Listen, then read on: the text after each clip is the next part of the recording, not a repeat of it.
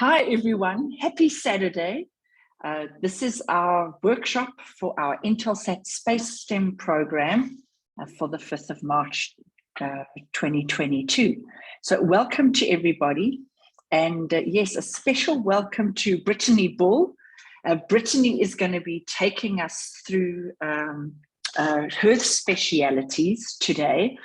And Brittany, I'm not sure if you're there, and there you are. There you are. Fantastic. Thank you. Thank you so much. And Brittany, I know that you met some of our participants during the interviews. What I was wondering is perhaps if you wouldn't mind just sharing a little bit of your journey along the way and how you've been able to position that, use that as a springboard. For your career. Thank you so much, Judy. So it all started for me in 2015, actually. I started just like you. I was a student in a program that Judy ran as well, called Space Prep.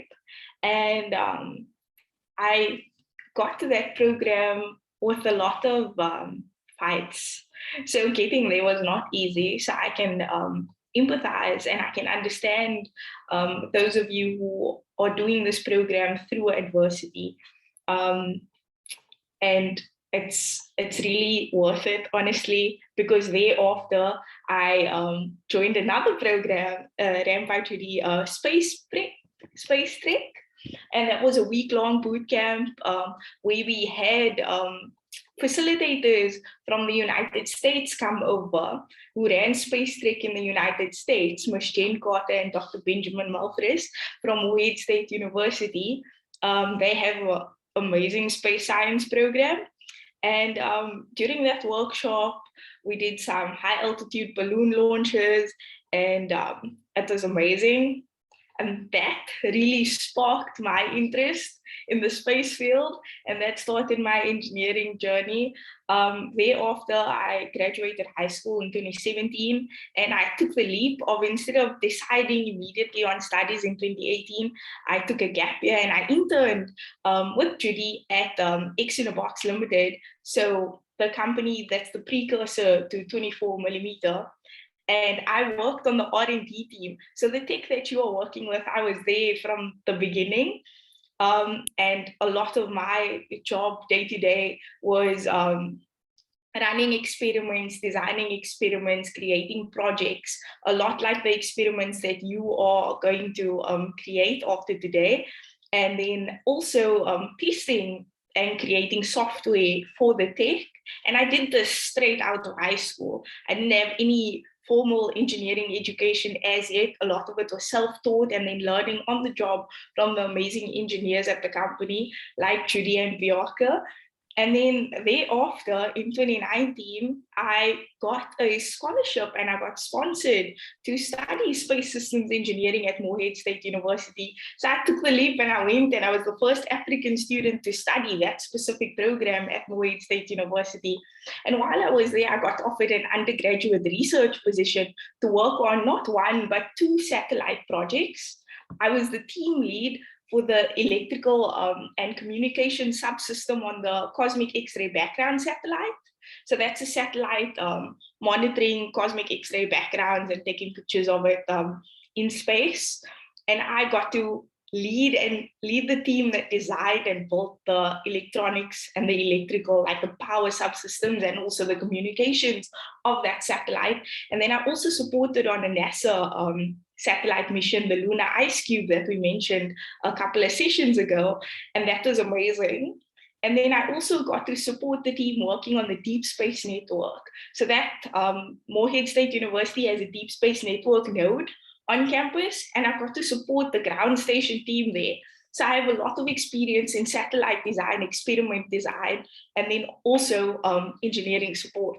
I've since returned to South Africa, and when I returned, I did a research position with the South African National Biodiversity Institute, utilizing satellite technology for wildlife economy research. And that's where the sort of relationship comes between my engineering and space background and the sustainable development goals. So what's really close to my heart is conservation and wildlife economy research. And then I joined Max IQ Space thereafter, working as a facilitator freelance. And now I'm working as a freelancer for Max IQ Space, but also I'm an instructional designer and web developer. So you're getting a lot of applications in a non-traditional way. And yeah, that's a bit of my background. I've done a little bit of everything at this point. And what I do want to say to you is there's no clean-cut way to actually have a career path and to do STEM. Just to echo what Nico mentioned last week, there's a lot of ways that it can go and there's no clear-cut path. It's all up to you to find those overlaps and to follow your passions. And essentially for me, what I use is how can I best help the world and how can I best utilize my skills for the greater good. And it's not always going to be clear cut, but you'll see that if you live a life in your career sense towards impact and just applying your knowledge, you'll end up in the most amazing spaces doing the most amazing things. Brittany, thank you. Thank you so much. So I was wondering, before we actually get into it, I wonder if anybody has any questions for Brittany in terms of her experience, her career, how it's been for her. Let's actually see just if we have any questions quickly.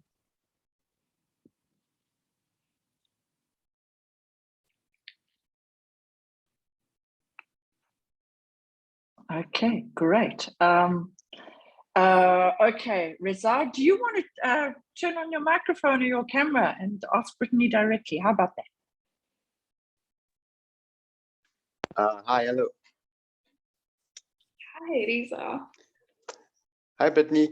So my question was, how was it studying abroad in the States? That's a good question. It was a really eye-opening experience, experiencing a different culture. But my biggest takeaway was learning. I was able to learn and I got the opportunity to learn skills that weren't necessarily available in Africa yet.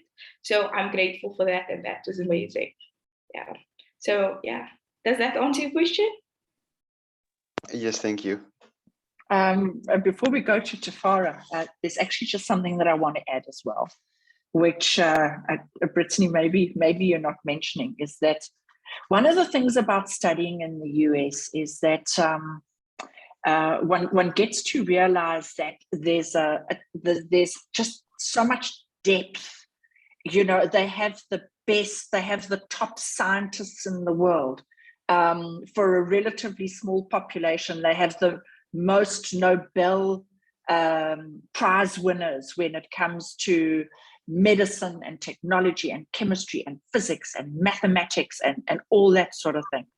And then on the other hand, they also have for an economy that size and for the largest economy in the world, they have a surprisingly large percentage of the population who are actually functionally illiterate.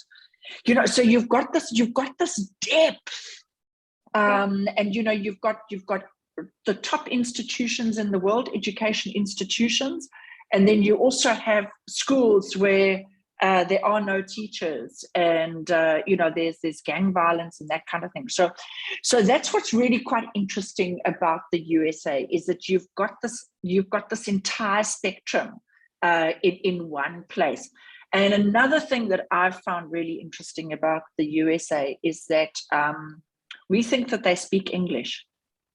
Oh yeah, they speak American. They actually speak American, and it's very easy to be misunderstood because we have the same words, but they have very different meanings.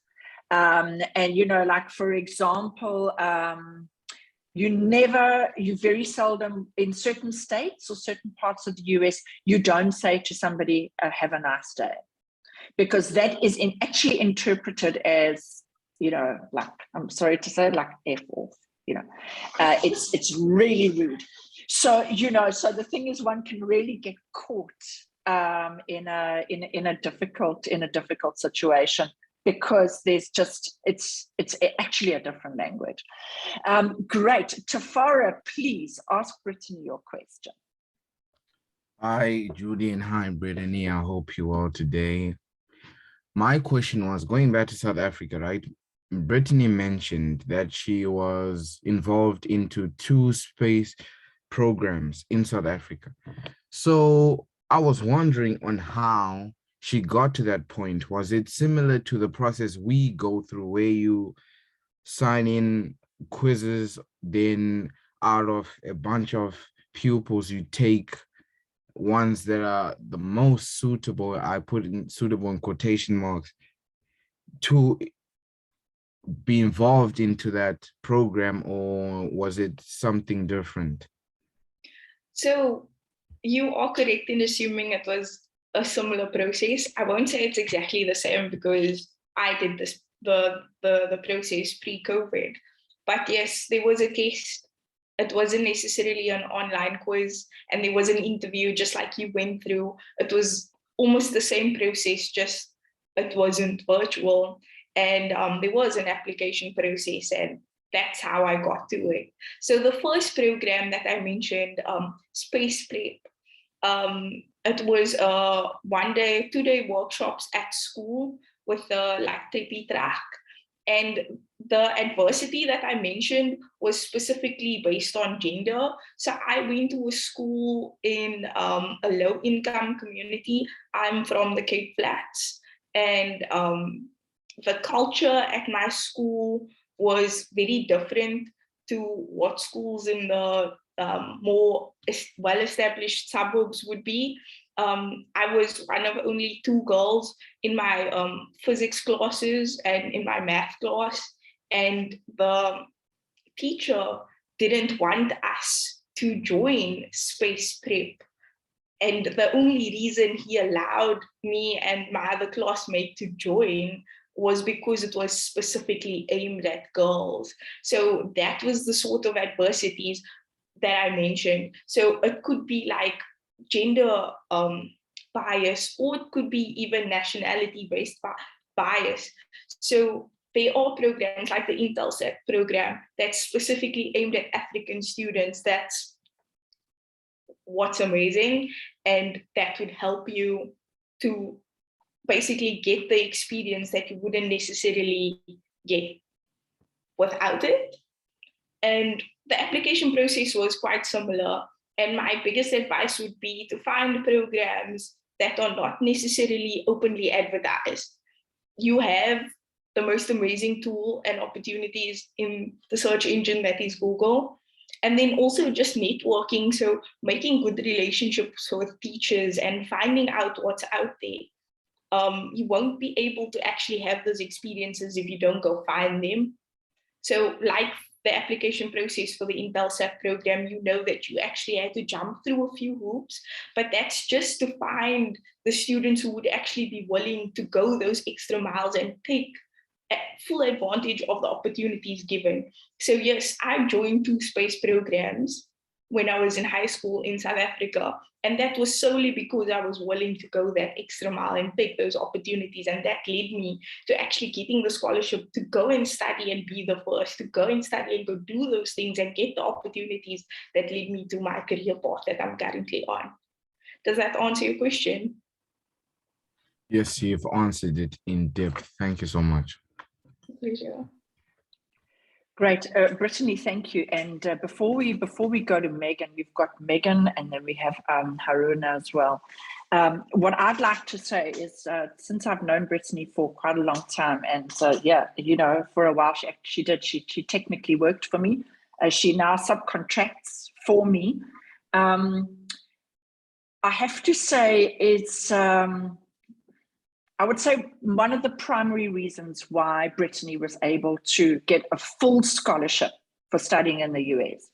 Okay, full scholarship. And here I'm actually talking about close to what I would say like 30, 40,000 US dollars in terms of scholarship for 1 year. One of the reasons, I would say the primary reason why she got that is because she clearly demonstrated that she's prepared to work hard. She's prepared to sweat. You know, running this program, often it meant getting up very early on a Saturday morning, going out into communities, irrespective of what the weather was like, irrespective of what the conditions were like, you know, working late. There were times where Brittany, you know, she really wanted to stay late. So what she would do, she would, because it was unsafe for her to travel, you know, late at night, she would book herself into a local B&B, you know, so that she could meet her deadlines, you know. And so the thing is that for what was really, really important for me was that she didn't look for the excuse for not doing something. She always found a way to overcome the challenge that was standing between her and her goal. And I feel that that is actually really what matters.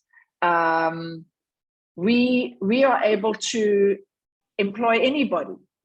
But the thing is that, you know, it's very, very clear when people actually really, really want to succeed and they really want to make a difference in their own lives, as well as everybody else's life. And I've got to say, Brittany is an inspiration to a lot of young people, a lot of young women, and she is a role model in her community. She's a role model in her community where maybe there could be potentially role models who you know, have money and have, you know, flashy possessions through spurious means. But, you know, the thing is, what she's done is she's worked for where she is. And, you know, often what it is it takes a lot more than brains. It takes a lot of sweat, perseverance, and you just got to have that staying power, and you do not give up, and you do not let people stand in your way. So, yeah, I think that, you know, Brittany, I just wanted to add that because, you know, you're very modest. You're not going to say it yourself. Great. What I'd like to do is I'd like to go to Megan. I'd like to go to Haruna, and then Karine. Great. Megan, please, over to you. Hi, Judy, and good morning, Brittany. My question to you, Brittany, is what is your goals? Where do you see your career being taken, let's say, 5 to 10 years down the line? So that's a very good question. I must say that over the past 3 years and the past 5 years in general, that goal has shifted and changed multiple times. And I used to be focused on an end goal, and I've realized throughout the past couple of years that you can't be focused on an end goal per se, because that end goal will always be moving. To best measure like my success and how I'm progressing, I look at impact. So all the projects that I'm embarking on and the endeavors that I'm embarking on making a difference, am I able to measure how many lives I've impacted with what I'm doing, or am I just chasing some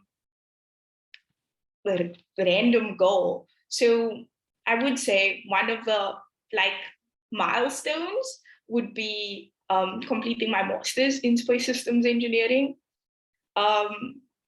completing my qualification in occupationally directed training and development, so that I can be a better facilitator in my free time, and in the programs that I'm doing, I can add more value in that sense. So my goals would be those milestones, but then also the amount of impact. And then obviously working on more satellite missions aimed at sustainability and conservation. Those are my goals for the next 5 to 10 years. Does that answer your question, Megan? Yes, that was perfect. Thank you. Pleasure. Great, Brittany. Thank you so much. Haruna, I was wondering, would you like to would you like to ask Brittany directly, or would you prefer that we read the question in the chat?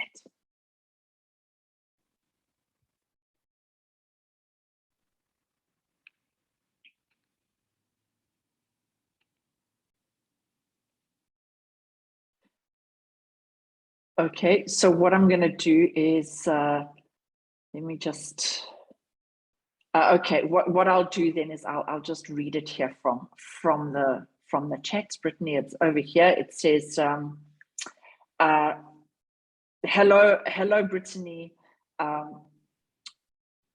could really see your passion for space. Just wondering if there are steps you will give us which would help us have a successful STEM career.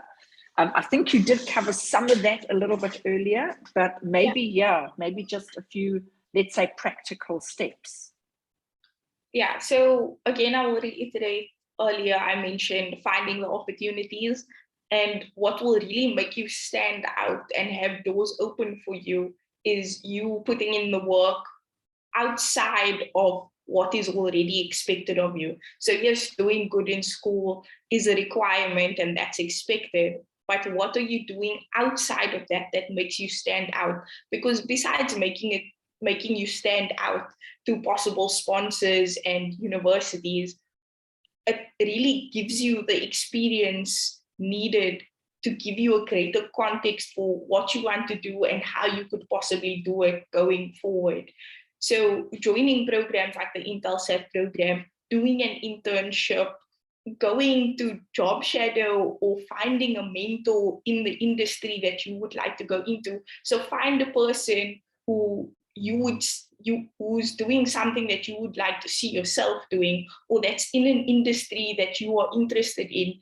Because finding somebody like I found Judy and I latched on, finding somebody who's going to be able to mentor you and not necessarily tell you what steps to take precisely, but have honest conversations with you about what it's actually like to be in that position and give you guidance in a sense of advice on decisions that you possibly have to make and give you insight into what it looks like from the outside looking in. Because in my experience, I don't come from a family per se that has people in STEM and who are engineers that I can talk to. So having somebody else to ask the questions that I didn't know the answer to and that Google couldn't necessarily answer was really helpful. And that was one of the biggest factors in my success so far, is finding people to help you along the way. And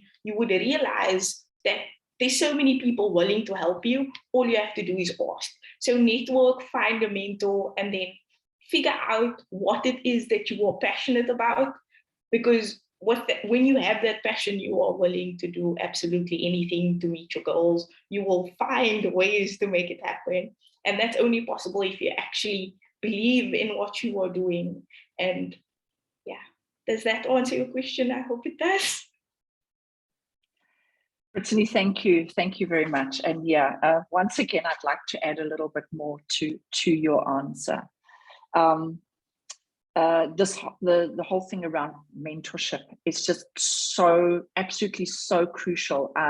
I know that I would never have had the life, never mind career, but also the personal, private life that I have now without the mentors that I've had in my life. And none of us are ever in a position where we are gifted or given a mentor.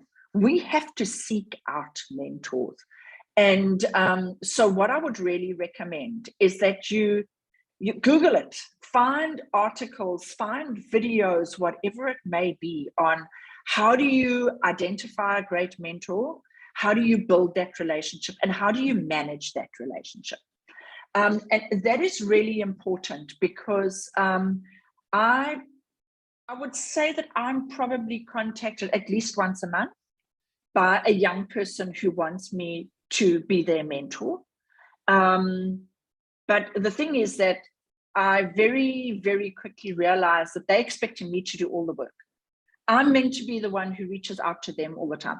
I'm the one who schedules the discussions. I'm the one who has to do whatever. I'm not interested in that, okay? Because I'm the mentor. It's the mentee who needs to drive the whole process. And that is what Brittany was able to do.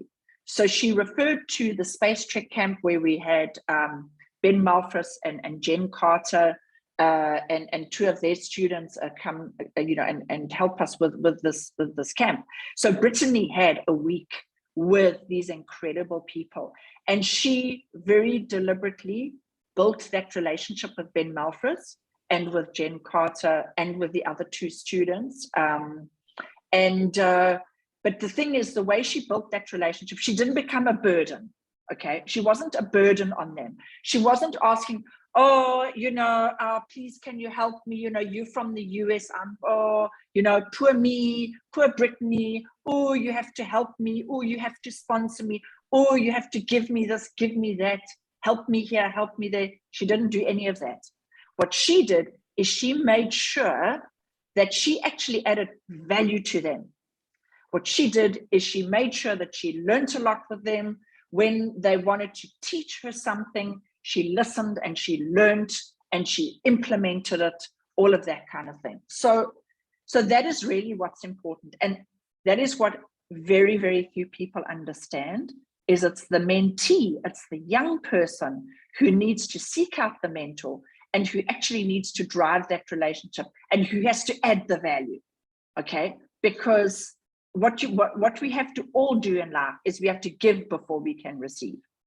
So so that's what it's like for me. If I'm completely open and brutal with everybody here, is I don't respond well when somebody expects me to patronize them, or when they're belittling themselves because they think that I'm just going to, be generous or something. What you need to do in life is you've always got to meet people halfway, and you've got to meet them as an equal. Okay, you are never inferior to anybody. At the same time, when you're successful, like Brittany is becoming successful, you're equal to everybody. You're not above anybody. You're not better than anybody. So that is why I mentioned earlier, I really appreciate Brittany's modesty, is because she doesn't believe that she's below or above anybody. She doesn't believe she's less or more than anybody. So I would really advise you all, this is something you really need to research and you need to become good at, is how to be a great mentee, because then you will be able to find the great mentors. And another thing, Brittany, that you said is you've got to take opportunities, you've got to put yourself out there. Join webinars, join events. It's so easy nowadays with everything. A lot of things are online nowadays. You can join a free conference in space technology anywhere in the world. Yeah, you may have to be awake in the middle of the night. Doesn't matter, you've got youth on your side, okay? But join these events, get to know the people, ask great questions, add value, and you'll see that suddenly you're actually going to start coming to the attention of top people, top space people in the world. So okay, let's go to Karine. Karine, please, if you wouldn't mind asking your question.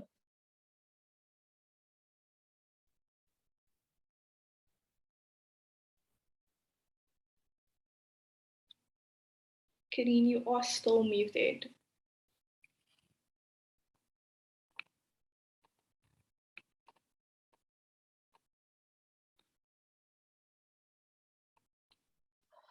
Karine, we can see you have your hand up. Maybe you actually just want to put it into the chat. I think she has. She said, good morning, Brittany. I just wanted to ask you, what is your most challenging project you've ever worked on? That's a good question. That's a good question, and it depends on what your perspective is. The most challenging project I've worked on personally that didn't necessarily challenge me academically, but it challenged me as a human being was the Cosmic X-ray Background project, because I was thrust to this leadership position when I just got to a new country, because I got thrust into this leadership position 3 weeks into my first semester of undergrad. And I was having to lead students who were doing their masters, students who were in their final year, because I had satellite experience prior to that. I had research and development experience prior to that.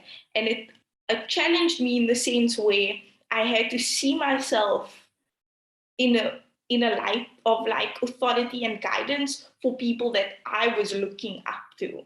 And that's what was more so challenging. It was that getting that self-awareness and making sure that I was constantly self-aware, but also having that self-confidence to assert myself in a place where I was not necessarily comfortable in the beginning, because I'm not an extroverted person to begin with. And to make myself have those skills to be able to be extroverted in situations where it was needed so that I could have the impact that I wanted to have and help the individuals that I wanted to help was necessary, and that was the most challenging so far. It's only helped me going forward, I must say, and it's a skill that I think everyone in STEM needs to learn if you want to have impact and be a good colleague, a good researcher, a good engineer, and just be a good contributor in general. Great, fantastic, Brittany, that's wonderful. I can see that there are a number of questions in the chat. What I'd like to do is that I'd like to go to Vanessa. George has had some questions. George, I hope that your questions have actually been answered through the process, because I'd like us to start moving on to our troubleshooting session. So Vanessa, please, let's hand over to you. Hi, Brittany. I just wanted to ask you, what was your motivation during your long journey? We all have these challenges that may discourage you, but it's obvious that you are interested. You are interested in what you are doing, but I wanted to ask, what was your motivation? Yeah, thank you. That's a good question, and that's a very important point that I didn't necessarily touch on enough in my previous answers. Yes, I'm interested in it, but that was not my only motivation. I was raised by a single mother for most of my life. I lost my father tragically when I was quite young, and I knew that I needed to be strong and I had to go for things for myself. So I had to choose every single day, and I knew I had to make that choice to pitch up, to show up, or else I would end up in similar situations to what those in my community are in and were in. And my motivation was uplifting myself and being able to make a difference and to help others. And it was a constant choice. And to this day, it's a constant choice.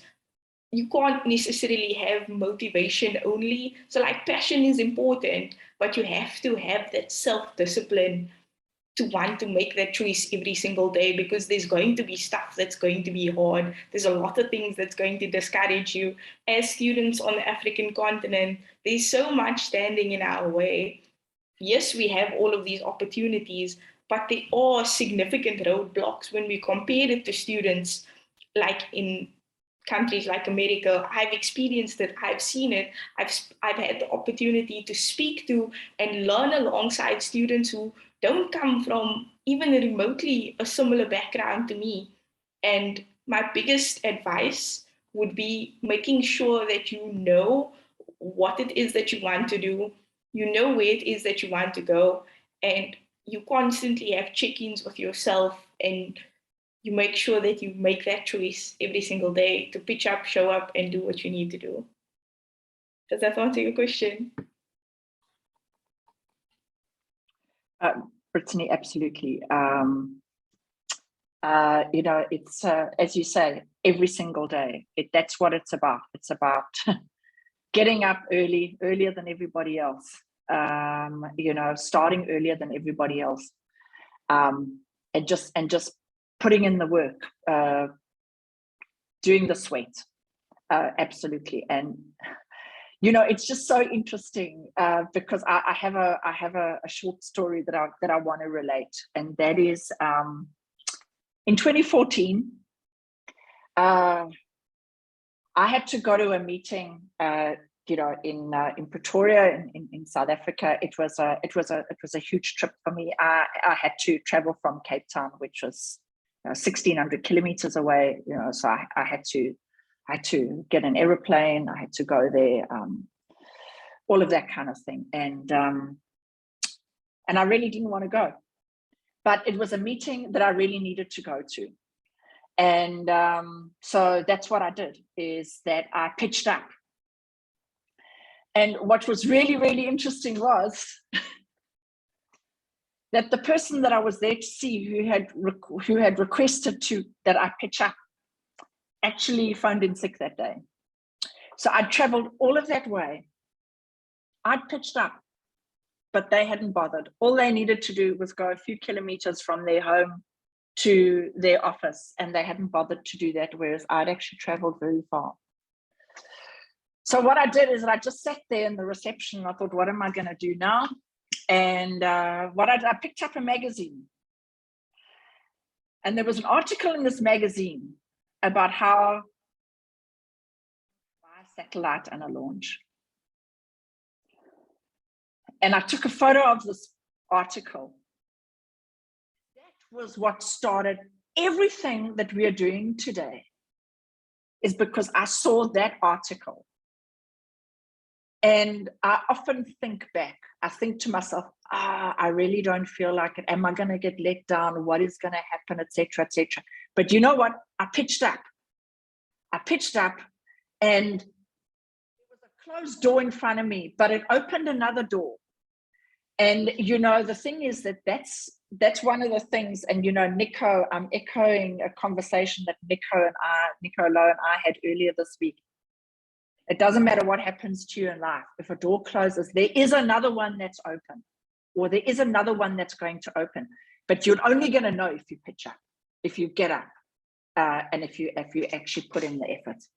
So, Brittany, thank you very, very, very much. And I think what we'll do is I'm going to save the chat, and I'm going to put it on the discussion forum that we have on Canvas, so that what we can do is we can actually have these conversations on an ongoing basis. So what I'd like to do now is, that was really wonderful. Nico, I see your hands gone up.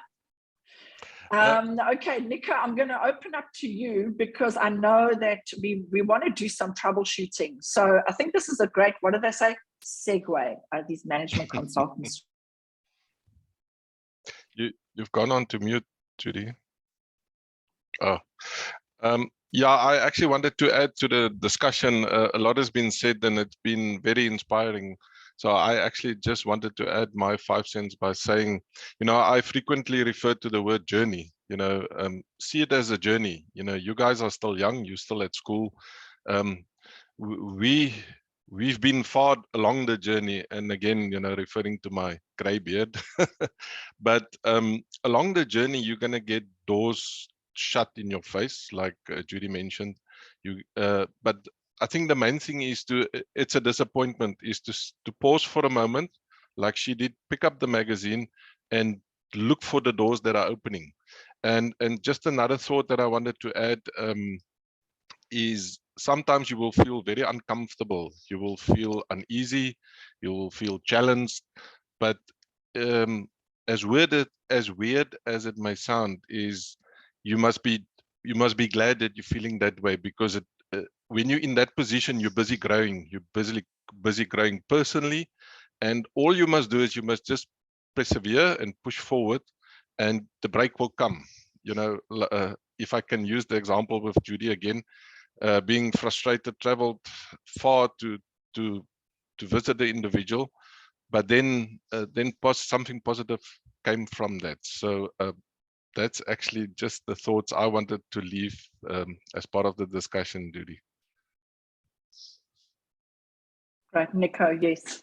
Thank you very much. It certainly is. And one of my mentors who really made a huge impression on me, Stan Oliver, he always used to say, we achieve the most when we are uncomfortable. When we're out of our comfort zone, that is when we really, you know, all our nerves are on edge, our adrenaline's running, and that is actually when we do the best. And yeah, and there are a lot of athletes who, I mean, no athlete breaks a record during a training session. They only break the record when they're in the race or in the competition. You know, it's because that's where what we do is we rise to the challenge. And there are a lot of people who use this term where they talk about big match temperament. Is that in terms of, especially when it comes to team sports, there's some people who are just unbelievably talented, but they can't handle the stress and the challenge of the big match. And so, yeah, that's what it is what we've got to do is we've got to train ourselves to have big match temperament. And the only way we're going to do that is by actually putting ourselves in uncomfortable situations where we are going to be stretched. Everybody who's on this program has jumped through a lot of hoops to get here. Okay, and it was not easy to get onto this program, and I promise you, we are not going to make it easy for you because you're only going to benefit if you've got to stretch yourselves. There's no handouts. There's the only handout you've had is the kit that you received. Yeah. So what I'd like to do, Colin, thank you very much for your comments. I'd like to hand over now. Does anybody have any troubleshooting that you'd like to cover? Let's say probably in the next 15 minutes.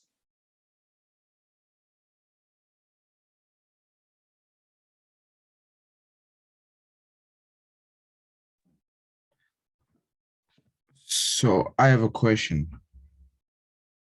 So while I was setting my kit on to the Wi-Fi, I think I came across a problem, and that problem resulted in the kit not having a name. So how do I revert so that I can give it a name? Great question. And I really like that question because I was actually thinking yesterday, I can't remember if I included it in the video or not. Okay, so excuse me, I'm just gonna get my kit quickly. Right, okay, so here we go.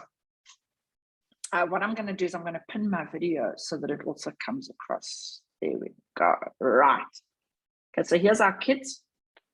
Okay, I've actually got a blue shift chip on it because I'm running another project.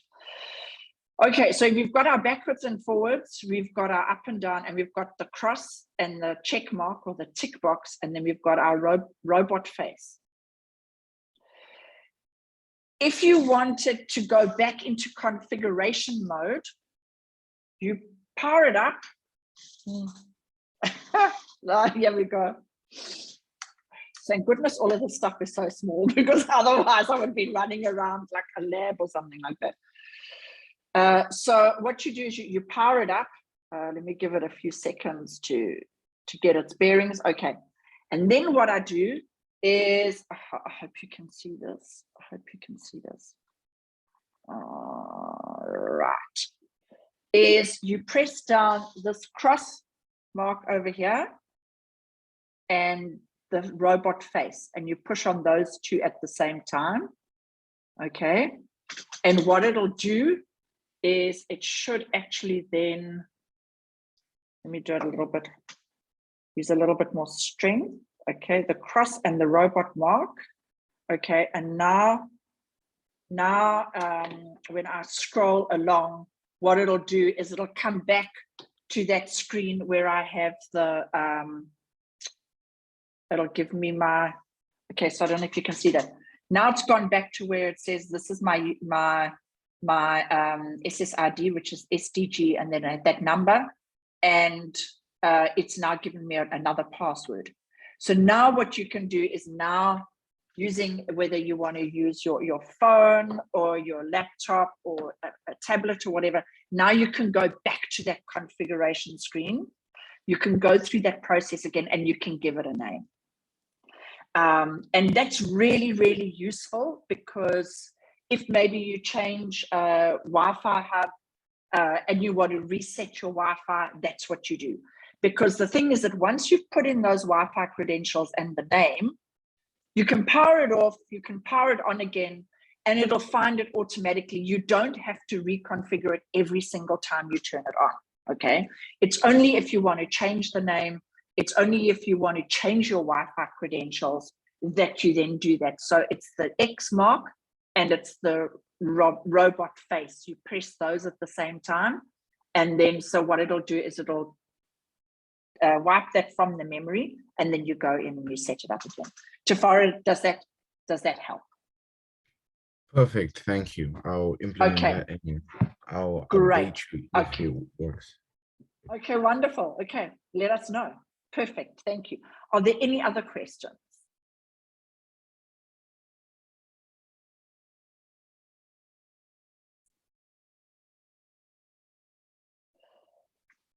Okay, Haruna, I see you have your hand up.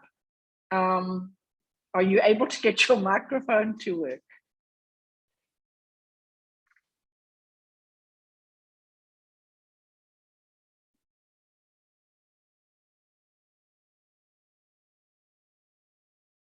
Okay, that's interesting.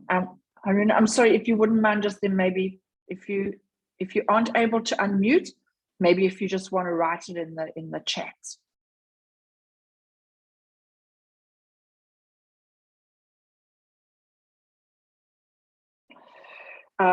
Great. Brittany, you know what I'd like to do is that I'd like to hand over to you. Is it okay to do is it okay to do the next let's say 15 minutes or so, and then we have a bit of a break and then we come back? Is that okay? Yeah, that's fine. Haruna just sent the message in the chat. He's asking if they can have more than one dashboard. She. Oh, sorry. Don't worry. Definitely you can. You can have as many dashboards as you like. Just save them as a different name so that you can find them. Yeah, what I'm going to be doing is I'm going to be putting together a video of how you can actually more advanced skills. And yeah, I have got so many dashboards that I run. So yeah, because sometimes maybe you only want to see one particular thing. So yeah, that's absolutely, you certainly can. Brittany, I'm going to keep quiet now and hand over to you. Okay, I'm going to share my screen. Okay, can everyone see my screen? Okay. Yes, we can. Just the PowerPoint correctly? Okay. So yes, only the PowerPoint, yeah. That's a quote that's very near and dear to my heart. I thought I should follow in Nico's stead and start with a quote. So the quote is, everything is hard until it's easy.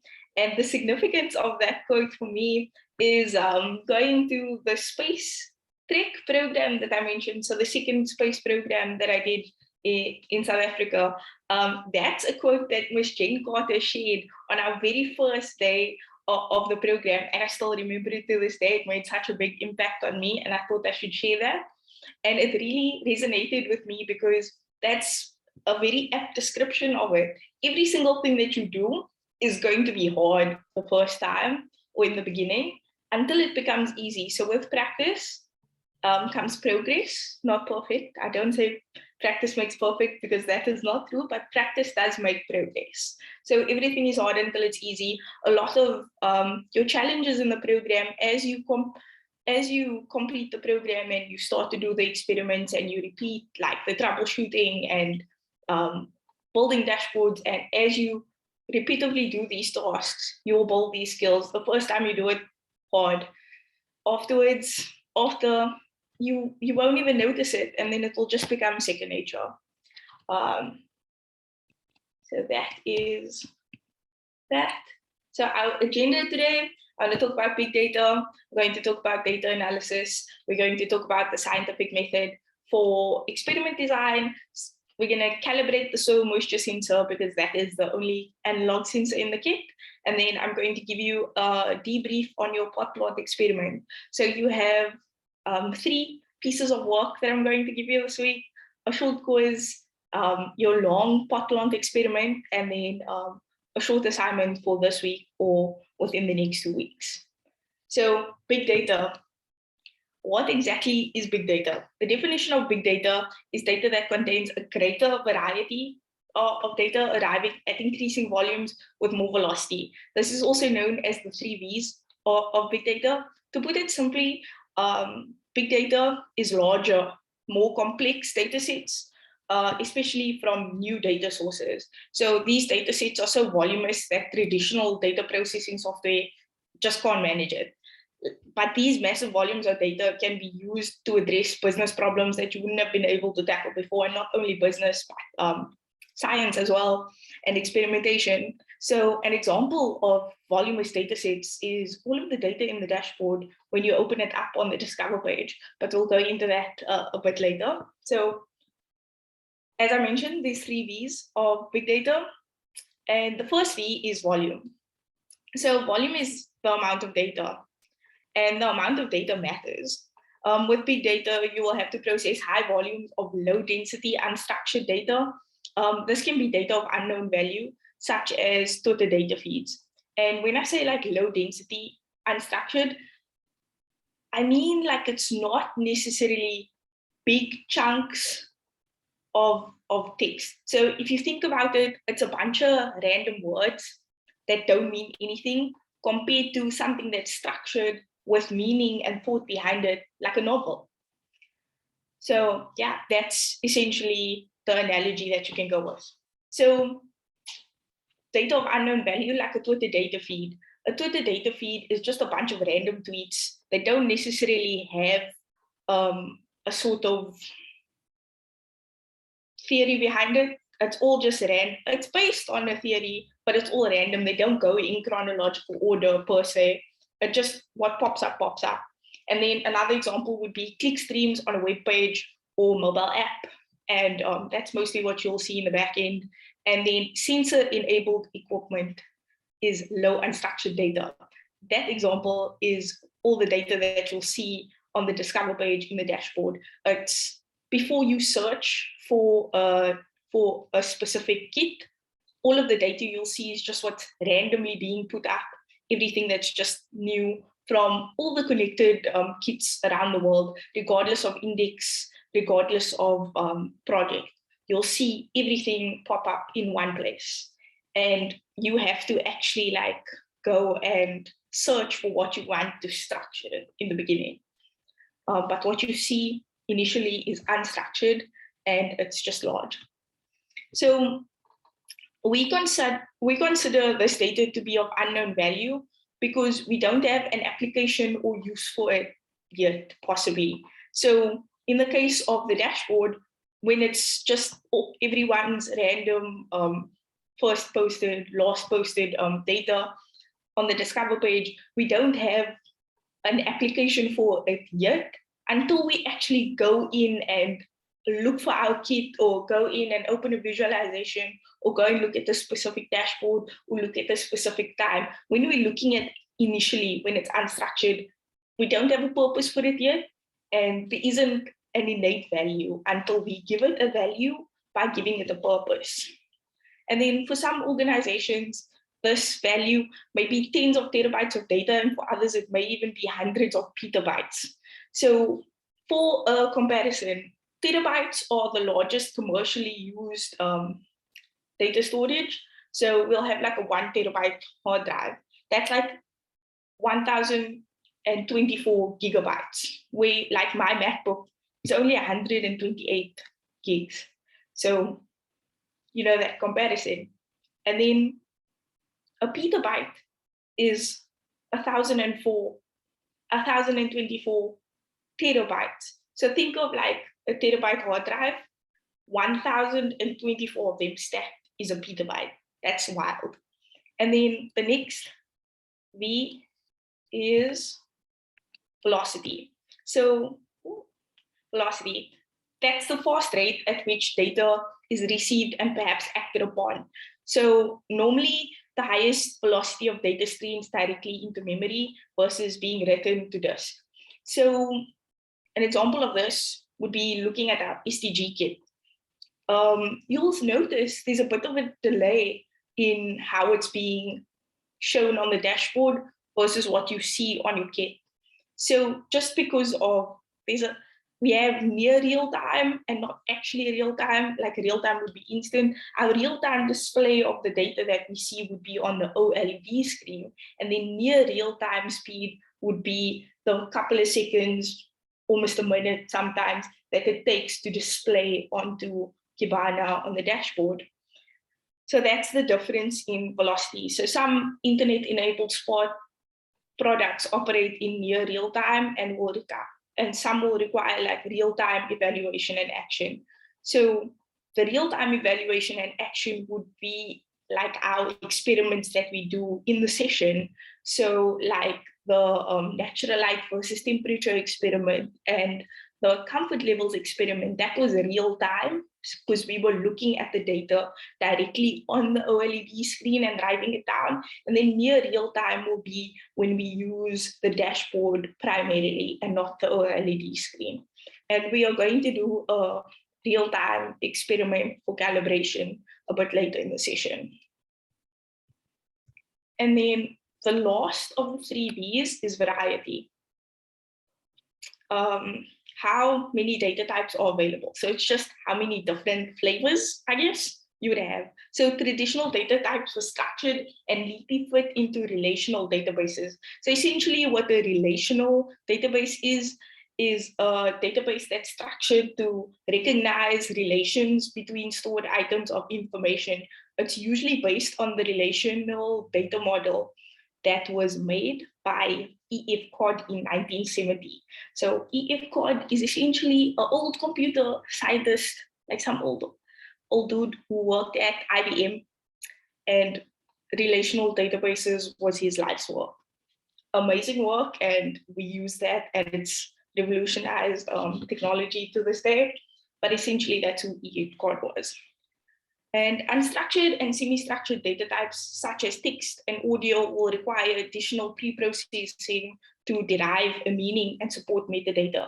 An example of this would be sometimes when somebody sends you a video in WhatsApp, it doesn't necessarily pop up immediately.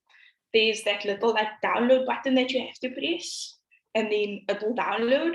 That's the pre-processing of to support the metadata. So when it's being sent in WhatsApp, it's semi-structured data, it's text, and it's usually video and audio. And for you to be able to actually view it after it's being sent, there needs to be that pre-processing to support the metadata and for you to be able to actually see it as a video with sound. And then moving on, there's the lesser known 2 V's, the first of which is value.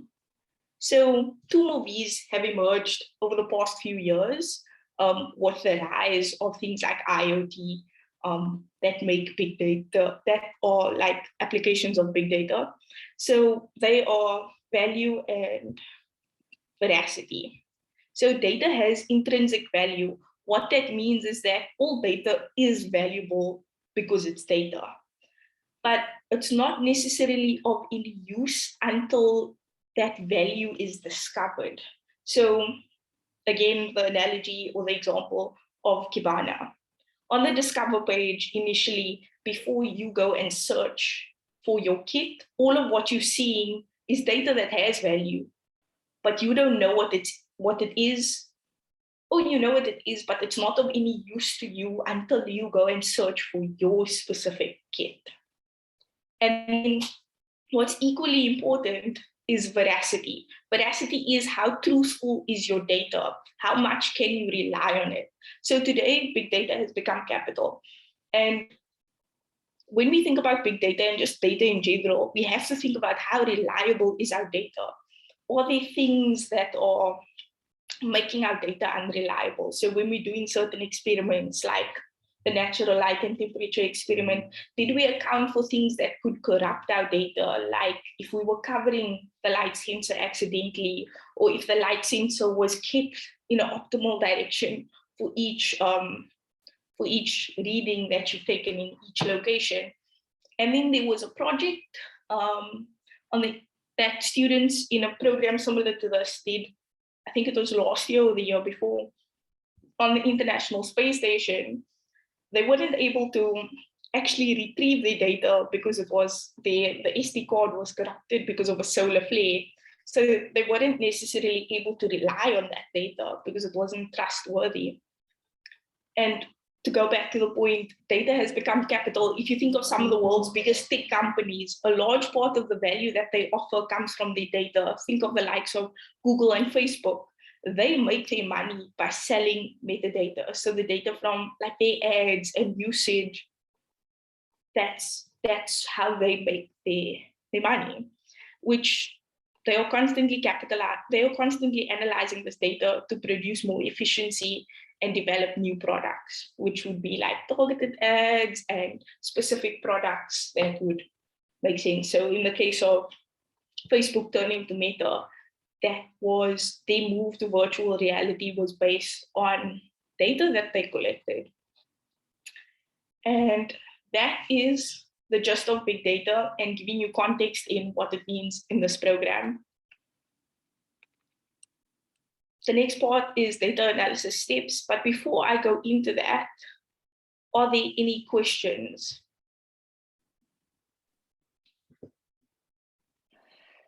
A great comment from Tafara. Data is more valuable than oil. Thank you. Yeah, and it hopefully has a lower carbon footprint. Brittany, I'm not actually. Let's see. If you have a question, please just put your hand up or unmute and ask your question. Yeah, because I know that was a lot of information, and I want to make sure that everybody's still with me before I hop into data analysis steps. Brittany, what I was thinking is, we've been going for an hour, so I was wondering if we should have a break.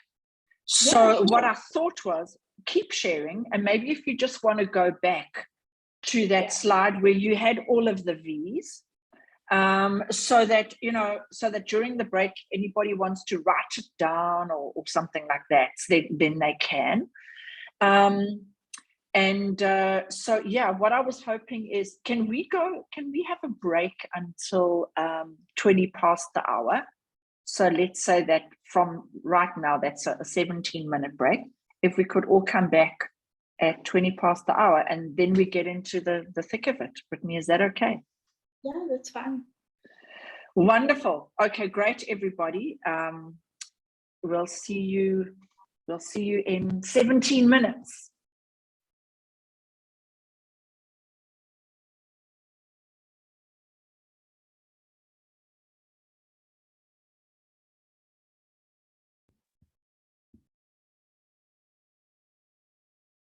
Hi, everyone. Welcome back. And great, Brittany. Thank you very much. Please, let me just hand back to you. That's wonderful. Thanks. Is my screen still showing? So I can't see. Yeah, it's all perfect. It says big data, and then it's got a whole bunch of V's. The V force. Yeah, okay, I'm gonna continue then to the next slide. So data analysis steps. The first step would be asking the right questions. So to ask the right questions, what you have to do is make an observation. So in the case of an experiment that I'm not sure you did yet, but there's an experiment that was kind of silly. that was one of the first experiments I did during my internship here with the chips, with the light center, measuring whether the fridge light is on or off when the door is closed. I know there are other ways that we could have tested that, but I wanted to make the observation using the kit. So the question I would ask would be, what sort of data am I looking at? So we know that our kit has light data that it gives us in the form of lux, which is ambient light, and it also gives us UV data. It also gives us soil moisture percentage, relative humidity, pardon me, and air temperature. For the fridge light experiment, the data that I would choose to look at, was the lux, ambient temperature, and UV, because that would be applicable. That guided me in terms of my data collection, which is the next step. So after you ask the right questions, you need to think about what data it is that you're going to collect and why you are going to collect that data. So how will that data help you answer the questions that you've asked in the first step? So I chose, in the case of the fridge light experiment, ambient light, because yes, I will explain the types of dashboards and how you would find them and choose them at a later stage, Milena. But going back to what I was saying, for that experiment, I chose ambient light because that was a measure of whether or not there was light on in the fridge, because it told me if there was some brightness or if there was less brightness, so whether the light would be on or off. And then I chose UV as a sort of backup measure, because I wanted to know, listen, is it the light that's actually in the fridge? Because the fridge light's not going to give us any UV index reading, because there's not supposed to be ultraviolet light from the light bulb in the fridge, generally speaking. And then the other data set that I chose was ambient temperature or air temperature, because I would be able to tell whether the fridge door was open or closed by the change in temperature. When the fridge door was open, the temperature would rise because it was trying to reach equilibrium with the air temperature on the outside. And then when the fridge door was closed, the temperature would drop, because that's the concept of a fridge. It's supposed to keep things cooler than the outside air, generally speaking. There are exceptions, like in Antarctica, where it is colder outside. And then that's the data that I collected that would possibly tell me whether or not my observation was correct. And the next step would be data cleaning. So when you're looking at your data, are the outliers, are the things that doesn't make sense? So was there, in the fridge light experiment, there could have been a time where the fridge got turned off because there was a power outage, because we know in South Africa, Eskom is a problem sometimes. And so the temperature would have increased while the ambient light was still low. That's because there was an outlier. So then we'd want to clean the data by possibly, if it's applicable, removing those data points or indicating that those are outliers. And that's not going with the general trend that we are looking at. And then the next part would be analyzing the data. So after we cleaned it, we can look at the trends that it's telling us. So in the case of the fridge light experiment, when there is a drop in temperature, because the fridge door is closed, there will also be a drop in ambient light. Whereas when there's an increase in ambient light, there's an increase in temperature. And then we'd be able to tell, okay, is there a directly proportional or indirectly proportional relationship between these data sets that we're looking at?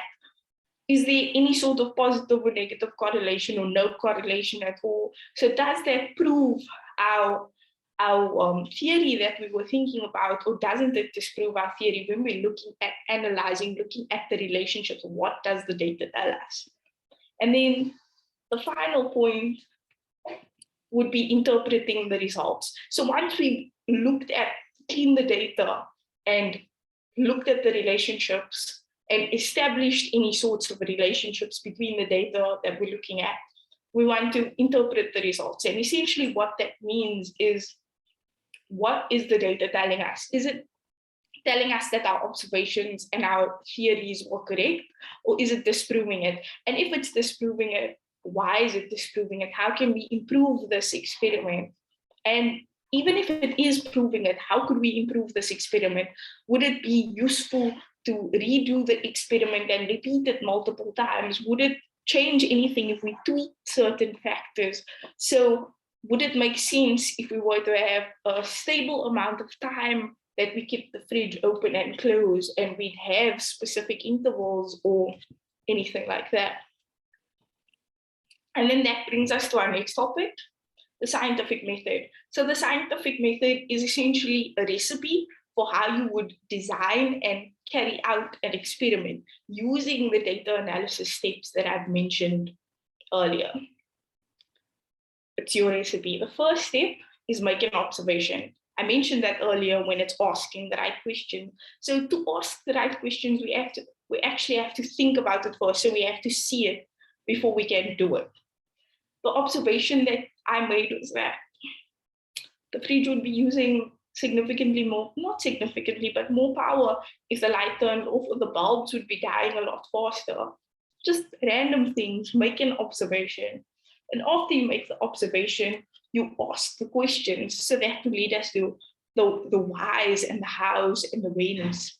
That would lead us to forming a hypothesis. So what your hypothesis is would be your testable explanation or your theory. So your hypothesis is your experiment, in the sense where this is what you are trying to prove or disprove. This is all of your questions in a statement that's basically an instruction or an explanation of what you are going to do or carry out. And then the next step is to make a prediction based on your hypothesis. So based on that testable explanation of the fridge light goes off when I close the door, whether the fridge light, so the hypothesis would be, does the fridge light go off when I close the door, or something like that? And then my prediction was, yes, it does. And then at the end of it, your prediction will be proved correct or incorrect. And we'll go into testing the prediction. So by testing it, we would be taking the kit, maybe not with the soil moisture sensor. We'd put it in and we'd follow out we'd test we'd follow the experiment process. It's up to you, depending on the experiment that you are doing. Sometimes the experiment or the assignment has clear-cut instructions on what you should do. In the case of the natural light versus temperature experiment, there were clear-cut instructions on how you should follow out that experiment. But there are going to be experiments where we give you free rein and you design how you are going to test the experiment. So the pot plant experiment that's on our agenda today is an experiment where you have a lot more free rein on how you are going to test your hypothesis, because we don't give you a hypothesis, you make the hypothesis. It's up to you. We give you a guide and we give you parameters within which you should operate. But the observation, the questions, and the hypothesis, and then designing the experiment to test that hypothesis is completely up to you. And using the scientific method is how you would create it. There are steps, and if you have any questions after this, you're going to have time to ask. Step 6, the final step in the scientific process, is to iterate. So you want to use the results to either make a new hypothesis or predictions, or you want to improve on the hypothesis that you have. So with the fridge light experiment, I had a lot of iterations where I improved it more and more. With your pot plant experiment, there are going to be quite a few of you possibly who would have to make a new hypothesis, because the first time you did it, you were proved incorrect, or there were stumbling blocks along the way. And the whole point of the pot plant experiment is you finding out and having test runs with actually going through this process. And then you'll also have an assignment that you would create your own experiment. It doesn't have to be a pot-not experiment. It can be based on you making your own observation about anything using the kit that you have. So what you have to keep in mind with that is that you have to think about what data sets does your kit give you, and what could you possibly test, or what do you know, or what do you observe that's connected to those specific data sets. I went faster than I should have, but the next slide, but experiment design assignment. That's what I was going into now. Judy has built that, or has posted that in Canvas already? Yes or no? She's going to do it this afternoon. Okay. Yeah, I wanted you to be able to go through it before people start reading it and take their attention away from you. Okay, so I'm going to stop sharing the presentation and pull up the assignment then that I have. It's just the document detailing the bare bones of the, not the bare bones, but the skeleton of the assignment.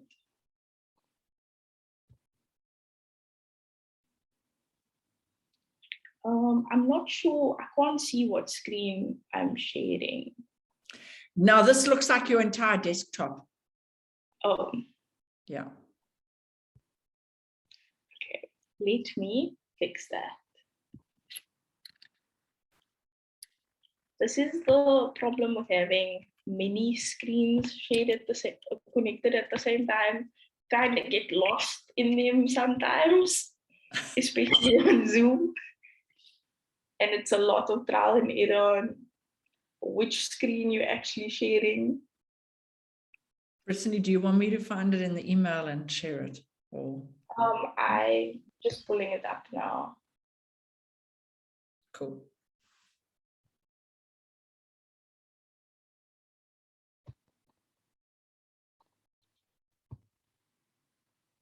You should be seeing just Yeah. the. Yeah, it's great. Maybe just zoom in a little bit, I think.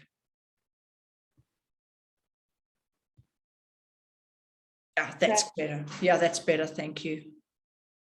Okay. So the experiment equipment that you're going to need, essentially, the only equipment that's standard that everyone will need is the kit, possibly a power bank and a laptop. It's up to you what other equipment you're going to need. There's been students who've done some insane experiments. You have full freedom, barring that you stay within the parameters of meeting the instructions and the requirements, like the objectives of the experiment. So the instructions all follow the scientific method for experimentation and make observations about the world around you. So it's up to you to look at what's around you and figure out what you can answer or ask about the data sets that your kit can collect. Ask the questions about this observation to figure out whether you can create a testable hypothesis. So make sure that you are able to actually answer the questions that you are asking using the data that the kit provides. So there will be some trial and error. You'll maybe follow out you maybe make this whole hypothesis, create the experiment, and then after you do the actual testing, you realize, okay, this data does not actually answer my question. And that's completely fine. That's part of the process. That's your learning. And then you'll actually be able to see, okay, this is why it doesn't, maybe don't do that, do another workaround. You want to create this hypothesis and run the experiment using your SDG kit, implementing what you've learned about the scientific method and data analysis. So your questions are essentially, what is the observation? What is the hypothesis, and how will I best test this hypothesis? In your report, prior to your lab report, so this assignment is twofold. You're going to have a report answering the questions, those 3 questions that are bulleted there, and then after that, you attach a lab report, and I'll go through what the lab report should look like. Your objectives are basically, as I mentioned, a written lab report detailing your thought process for the experiment design. So answering the questions above, but then also telling me the reasons why you are looking at answering those questions, why you made those observations, possibly why you thought it was applicable, or why it's important to you, or why you're interested in those things. And then your lab report documenting the experiment process utilizing the scientific method. So there you'd have your observation, you'd have a hypothesis, and then you'd have like your method. So you tell me the steps that you are going to take in the experiment process, and then thereafter you're going to share the results. That can be, or I would prefer it be, a screenshot of a dashboard that you've used to do the data analysis for the experiment. So you are able to use dashboards that are already in existence, but you are free to create your own dashboards if that's going to be more applicable for the experiment that you are doing. And I will show you in a bit how to create your dashboard using visualizations that are already there, because it's a schlep to make your own visualizations. It's easy, but it takes time, and it's a lot more time efficient for you to use visualizations that are already there, unless you're doing something that's completely not thought of yet and you need to make your own visualization. But first point of action would actually be to look for whether or not there's a dashboard that could be useful with some alterations, or a visualization that would be useful. That's a skill that's going to be useful throughout your STEM career as a programmer or engineer or anything else for that matter, but I can only speak for programmers and engineers. Nobody writes their code from scratch if you have a choice. It takes too much time and effort. It's a skill to be able to find something that somebody's already built, because you don't want to reinvent the wheel. You just want to tailor it to what you need. So you'll find like an example, or you'll find something that somebody's already did, and then you'll copy it and change it in a few ways to fit your solution. That's engineering and programming in a nutshell. The next bullet point is create a new dashboard for the experiment, or share a screenshot of the results section in the results section of your lab report. When I say create a new dashboard, I just mean, if it's possible, if it's applicable to your experiment, just rename the dashboard, save it as your own, so that I know it's your work and your dashboard that you've used. But again, you don't need to go and reinvent the wheel and build a new dashboard. You can use ones that's already been made. Just save it as your own for the specific assignment. So a good convention to go by is name, year or date, and say experiment design dashboard, or name it dashboard for XYZ experiment that you are doing. Make it as descriptive as possible. Assume when you're writing your report, your lab report, and creating your dashboard, that I know nothing. That anybody reading your information, reading your reports, and looking at your dashboard can understand and gather what this information is just by reading. So be as descriptive as possible, and assume that the person reading it doesn't know what you're talking about and has no background information besides that they understand English and that they understand math. So then the notes is, when thinking about your observation, keep your SDG kit datasets in mind. This will help you in your experimentation phase. So essentially, you don't want to ask questions and create a hypothesis that requires data that you don't have access to. So you don't necessarily want to do an experiment that requires altitude, because you don't necessarily have that data. You want to use what you have to answer the questions. That's about it for the experiment design assignment. Are there any questions? Brittany, just have a look at the chat. There was a question, and then between Colin and Tafara, it was very, very well answered, I believe. And then I've actually just made a note here that with the dashboard, what we're actually doing is remote sensing. And the reason why we developed this simple experiment of putting the kit in the fridge was to demonstrate that we need to be able to analyze data without reading it off the screen. And so it's all about remote sensing. Internet of Things is all about remote sensing, because most things of Internet of Things don't have a screen on them. Yeah, they actually don't. They don't have a screen, you know, and so the thing is that what I've done is I've offered that what I will do is that I will give everybody my kit name, and then what I'll do is at a very specific time later today, I'll put it in the fridge, okay, and then I'll let you all know on Canvas, and then what you can do is then you can pull up that data. You can use it as you can use that kit name in your dashboard and then actually analyze the data using your own dashboard with my kit, because there are some people who maybe are still having a challenge with internet connection and that kind of thing. So I'm offering that up, absolutely.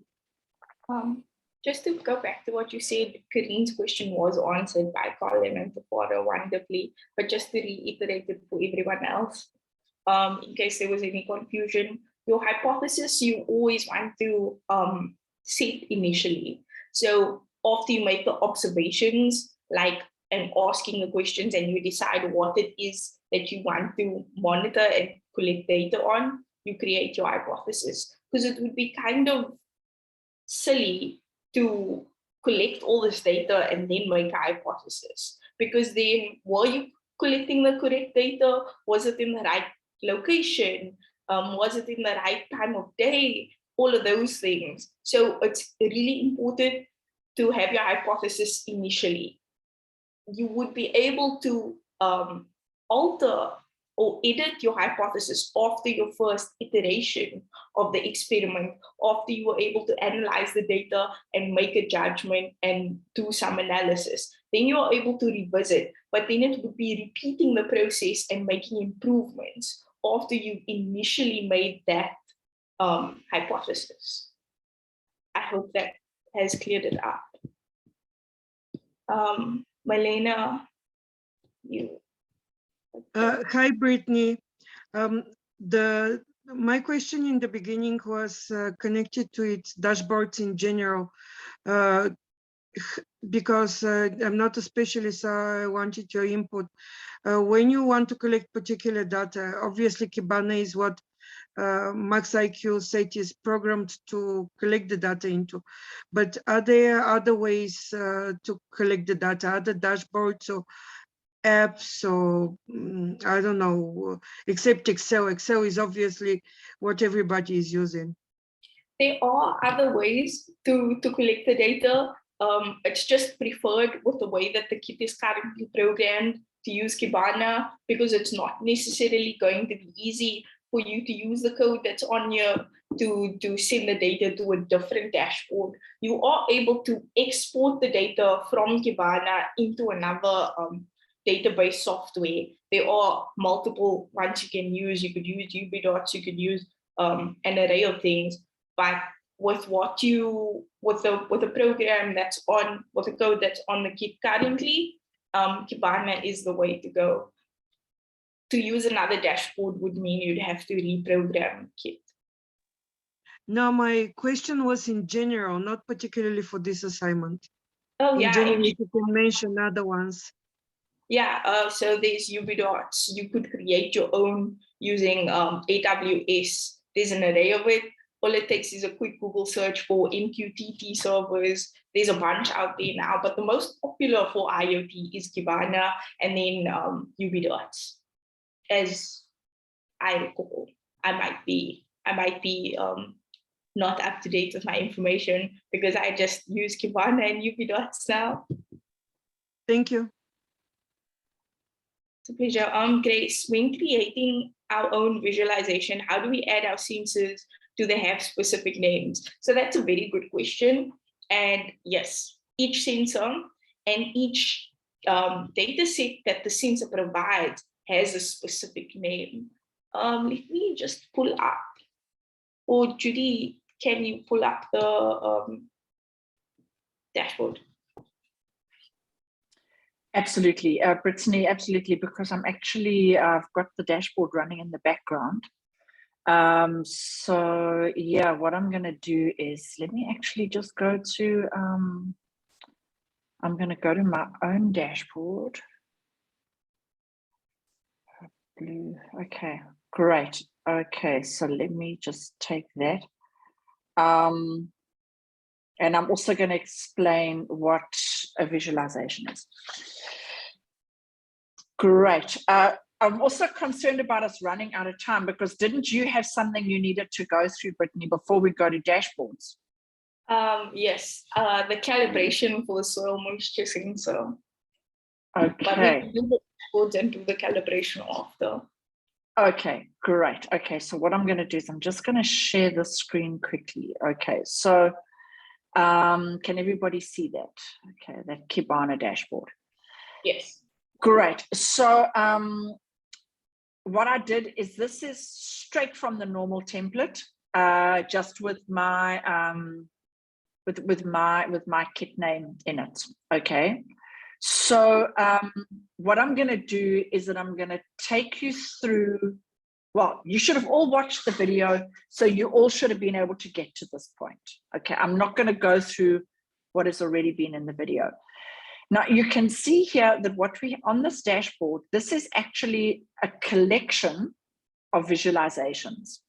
So when I developed this template dashboard for you to use, what I did is that I started by creating the visualizations, and then I added them to the dashboard.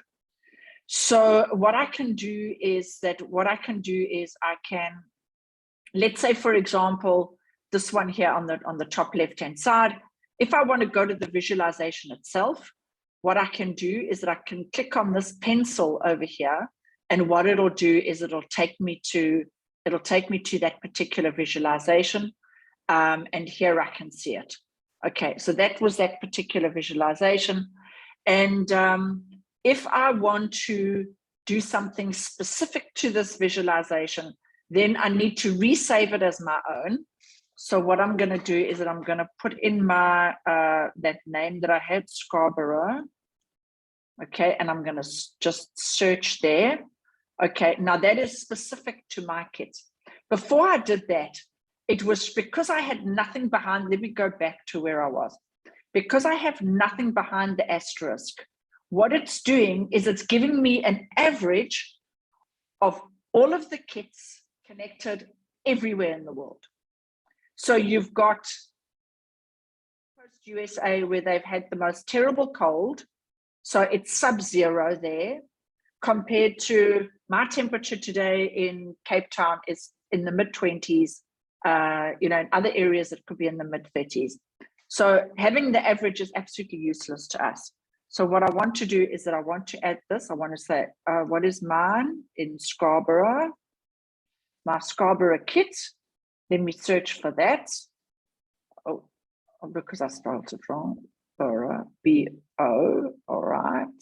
That should be correct. Okay, that is my kit. So now what I do is that I say,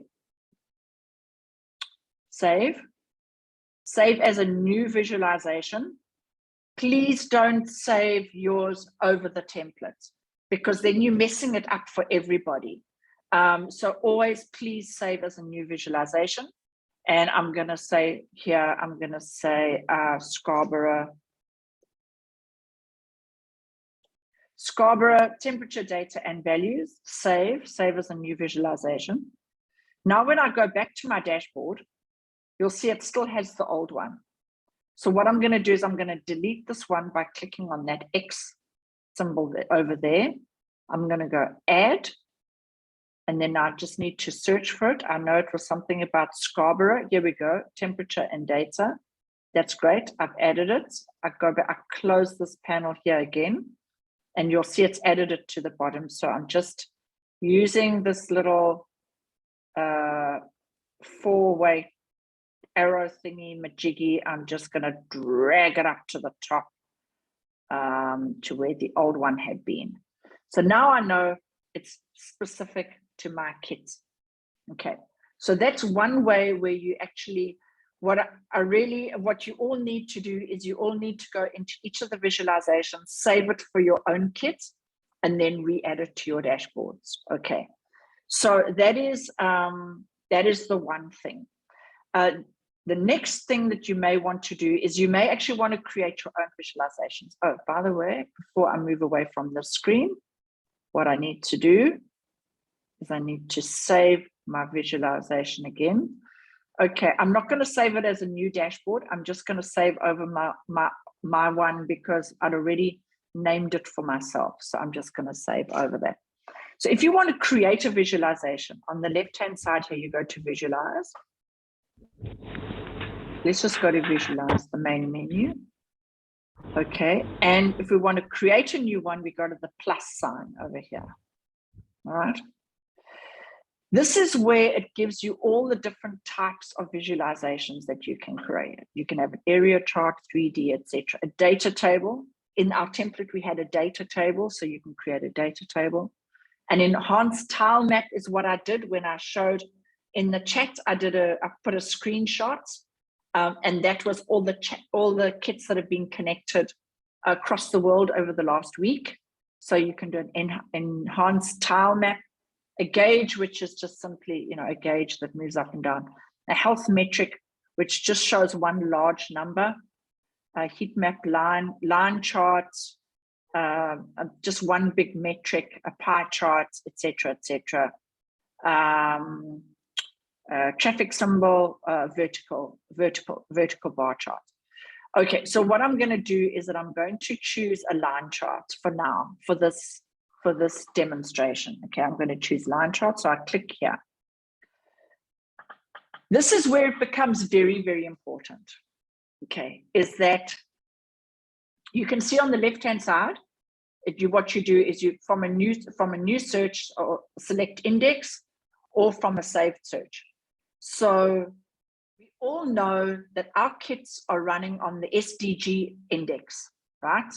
On our MQTT server. So the code that is on this chip here, on this core that we have, the code that we have on this core has been pre-programmed that when it's connected to internet, it sends it to the Max IQ data MQTT server to the index called SDG. Okay, so we're going to do it for the SDG index. Right, now it brings up this and it says, okay, now choose what you have. It's giving us one number here that says count, all right? And when I open that up, it says 79,000, whatever. What that is that it's just the count of data packets that have been received in the last 24 hours. Okay, the total number. Now that is not, as Brittany said earlier, these very large numbers, they're not actually useful for us. So what I'm going to do is that I'm going to start and I'm going to say, first of all, I want my kits. Scarborough. Okay, I'm going to search here for Scarborough. And now I see it's gone from 79,000 to 29,000. Okay, so that has decreased. Now we want to start drawing our graph. So we open up here where it says y-axis. By the way, can you all see this or do you want me to zoom in? We can see it fine. Great, okay. So I'm going to open up this drop down here with the y-axis. Okay. So here you can see there's another drop down here in this panel. So we've got count, which is what we have at the moment, which is the count of data packets.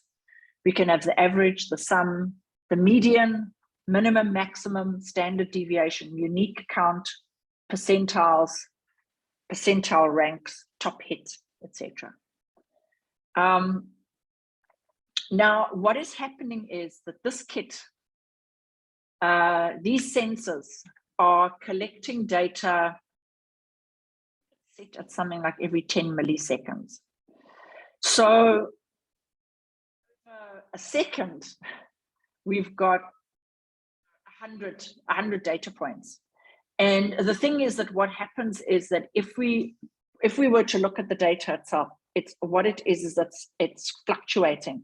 It's fluctuating around a certain point, because there's a very rapid wave formation. So what we want to do is we want to have a look at the average of that. If we pick maximum or minimum, we're going to find that we actually, at the end of the day, we're going to have, it's not going to be very representative if we only look at the minimum and we only look at the maximum, because that means that we are then focusing in on outliers. If we say maximum, it means we're only looking at the outliers that are way higher than anything else. And if we have minimum, that's like way lower than everything else. So that's why I'm going to pick average. Then you can see here, if I go to the field, right, there's all of this data. So now, Grace, you can have a look here. So what it is that we don't have a chip name. With this particular index, we're not using a chip name like we did last year with the X in the box kits. So what I want to do is that I want to say, you know what, cloud-based. Cloud-based is actually great, because what it's doing is it's taking the data, because we can't display everything on this tiny little screen. It is using the temperature, it's using the relative humidity, and it's using a very general assumptions around barometric pressure and all kinds of things. Malena's going to explain this to us extremely well when she does her workshops. And what it does is it calculates, it gives us a calculated value of what the cloud base is. In other words, how high above me is the base of the clouds? Okay, if we were to have clouds today. So I'm going to say over here as my custom label, I'm going to say cloud base. And that is in meters. Okay. And then I could add metrics. I could add some more, but then you just go through exactly the same process. And so what I'm going to do is that I'm going to say, okay, let's run that. And we can see over here, I've got an average of cloud base of 806 meters. But now I've got nothing on the x-axis. So I go here again on the left-hand side, and I open up my x-axis. And then I open up this drop down. Okay, so what it is that on this particular type of graph, where we are going to have a line graph, where we are in terms of our x-axis, we need to select date histogram and not simply histogram. And the reason for that is that when our data packets are transmitted from our core to our MQTT server through to the dashboard, it saves the date and the time. If we only use histogram, what could happen is that it could actually then just put it in order of time and not date. So it'll be all over the place. It'll be very jumbled.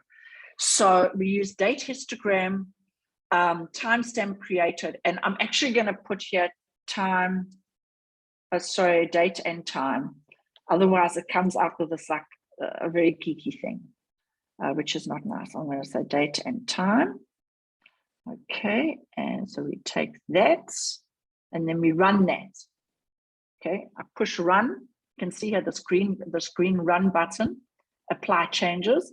So there I can see, okay, that's quite interesting. On the top right-hand side, you can see I'm sitting at last 24 hours with a refresh every 10 seconds.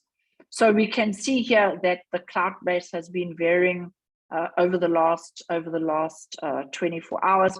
And that is not high. That is not even 1 kilometer. It's not even 1,000 meters. So I could say, yeah, that's absolutely great. So what I'm going to do is that I'm going to save this. I'm going to save it, and I'm going to call it Scarborough Cloud Base. Okay, save.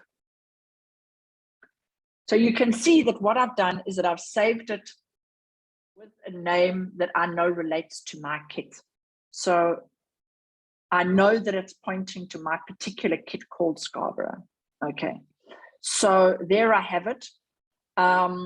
If I now want to change the time period, I open up this gray bar, I click on the top right-hand corner here, last 24 hours, and you can see you can have a quick range. So I could look at it over the last 7 days, the last 30 days, whatever it may be. I could say, if I go to relative, I could say, it's now saying 24 hours ago. I could say so many weeks ago.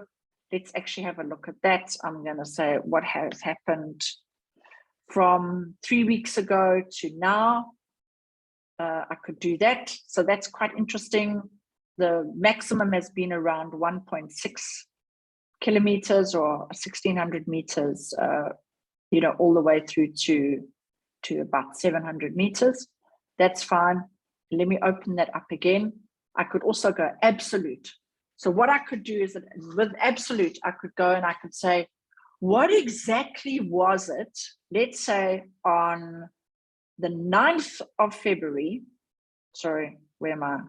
Yeah, on the, no, I'm not going to say 9th of February. I'm going to say 2nd of March. The 2nd of March from that time to the 2nd of March until, okay, so that was 1300 hours and something. I'm going to say to 1500 hours. Go. So this is now showing me over that very, very, very specific time period. Okay. Now there's a reason why I'm doing this, is because now if I go back to save, what it'll do is it'll say, I can save as a new visualization. And what I could also do is that if I save it as a new visualization, it's going to keep this time period here, but I don't want to do that. So I'm just going to close that save button. I'm going to go back to what always works very nicely for me. I'm just going to go for quick. If we open it up again, you'll see over here that there's a refresh button. Okay, so you can do auto refresh. And that's what I usually do. I usually go auto refresh every 5 seconds, every 10 seconds, something like that. And then I'm just going to go back to save, and I'm going to say, no, save it again. That's how I like it. Okay. Now I want to quickly build a dashboard. Okay. Brittany, I'm very happy if you want to interrupt me. So if I go to the main menu of dashboard, oh, okay. Somebody's raised a hand. Stop.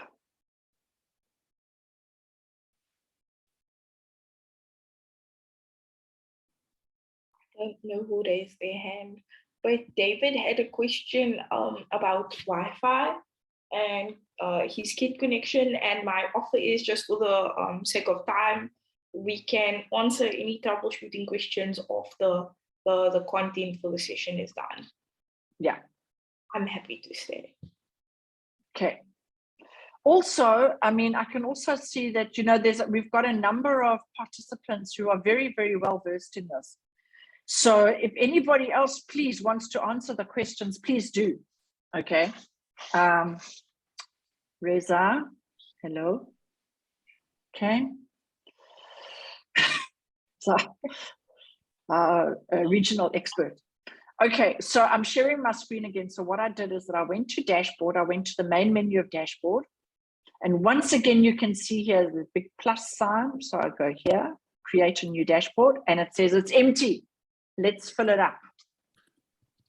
So what I do is I go up here, the gray bar, I go add, and I had something that was called Scarborough Cloud Base. Okay, that's quite nice. I can add that one. Maybe I actually want that visualization that I had before on my other dashboard. So I'm going to click that one as well. I'm just going to close. And so now you can see, now I've got 2 visualizations. I've got my cloud base. I've got my everything to do with temperature here, air temperature, dew points, heat index, wet bulb, etc. So I like that. So I'm going to save that, and I'm going to say over here, this is called my Scarborough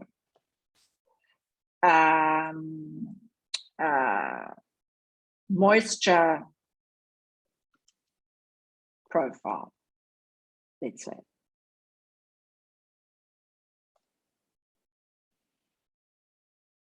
Okay. Now, before I save, what I could do is I could check this box over here, store time with dashboard. Okay. So it says here, change the time filter to the currently selected time each time this dashboard is selected. So what that means is that every time I go to this dashboard, it's only going to show me the last 7 days. So I actually quite like that idea. So I'm going to say here, last 7 days. Store time with dashboard and save. Okay. So there we go. Now, you may have noticed that I didn't put Scarborough in front here. Okay.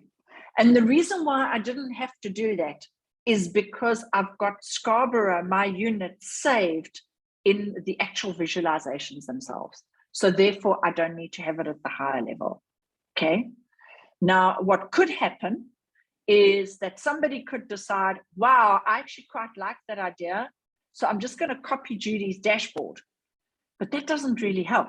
You can, please feel free. I'm very happy if you want to copy this dashboard, save it as your own. But when you do that, you're going to have to go into each one of these visualizations. You're going to have to put your own unit name here, save as your own visualization with your own unit name, and then add it again to your dashboard. So the thing is that, I mean, for me, and that's just a tip. Okay, so let's have a look. Let's have a look for visualization. There was something about kits connected. Okay, here we go. SDG kits connected map. Okay, so there was that map, right? So what you could do is you could actually save it as your own visualization. You put your own kit name in something like that. You know, so for example, if you were to be traveling, right? Let's say, for example, you were to be traveling across the African continent. You always use the same name for your kit, but you're going to be moving around. Then what it can do is that it can actually show you where on the continent that particular kit is connected, or whatever that may be. So you can definitely, you can use visualizations that other people have created, but just 2 things. Make sure you add your own kit name, and number 2, even more importantly, save it as your own visualization, and then you can build your dashboards. Great. So I think based on that, please play around a lot, create visualizations. Don't worry about it. You know, it can be deleted afterwards, whatever it may be. Have fun. And if it doesn't work, all you get is a little frowny face. You can never, ever, ever, ever delete the data. The data is saved on the MQTT dashboard forever and ever. Okay, good. So are there, Brittany, you know what, I'm actually going to hand back to you. Thank you. With that, I think we are happy with the visualizations and how to create them. Just to remind you, tailor it to what you need. And biggest pro tip, try and find things that are already in existence. But it's a good exercise to go and make visualizations yourself. But to save yourself some trouble, try and find something that's already there and just edit and alter it to your specific kit and your specific needs. With that, I'm going to go to our next point.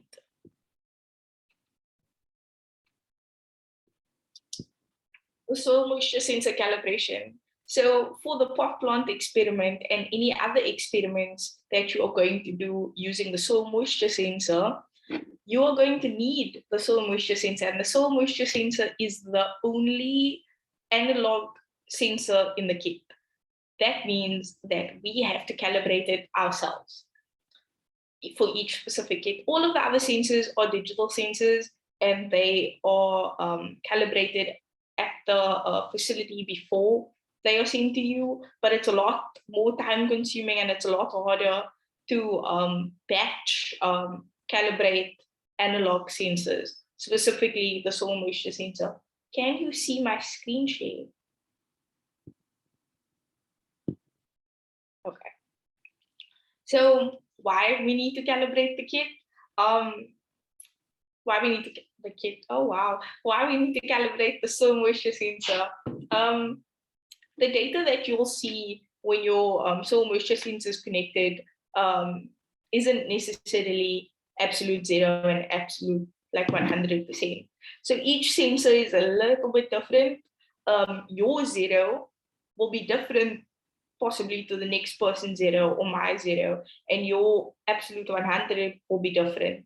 So your zero, your driest point, highly unlikely will be actually 0%, because there are some little,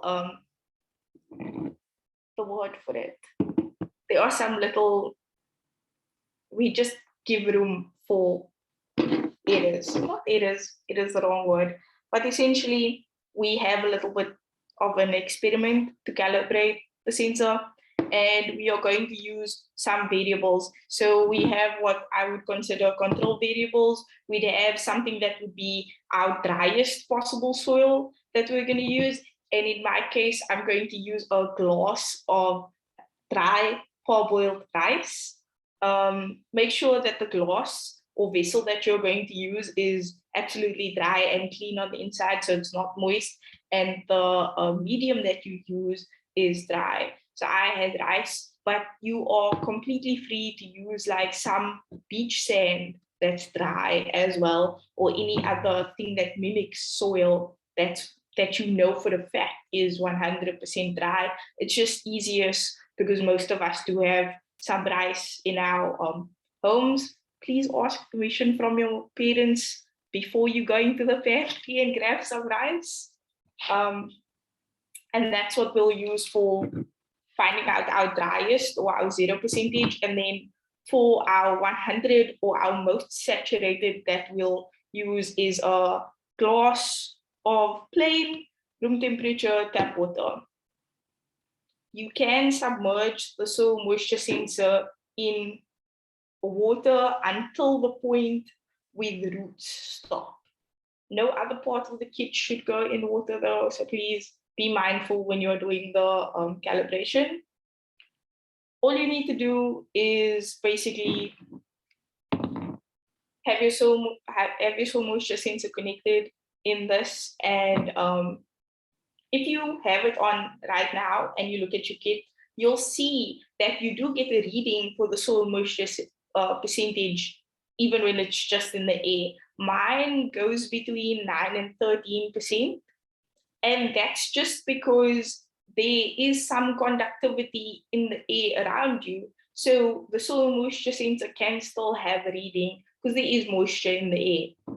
But when you submerge it in a medium, soil or ice or whatever it may be, it will then take the conductivity of what's around it then. So if I put it inside the soil, in this case rice, I'll have a reading.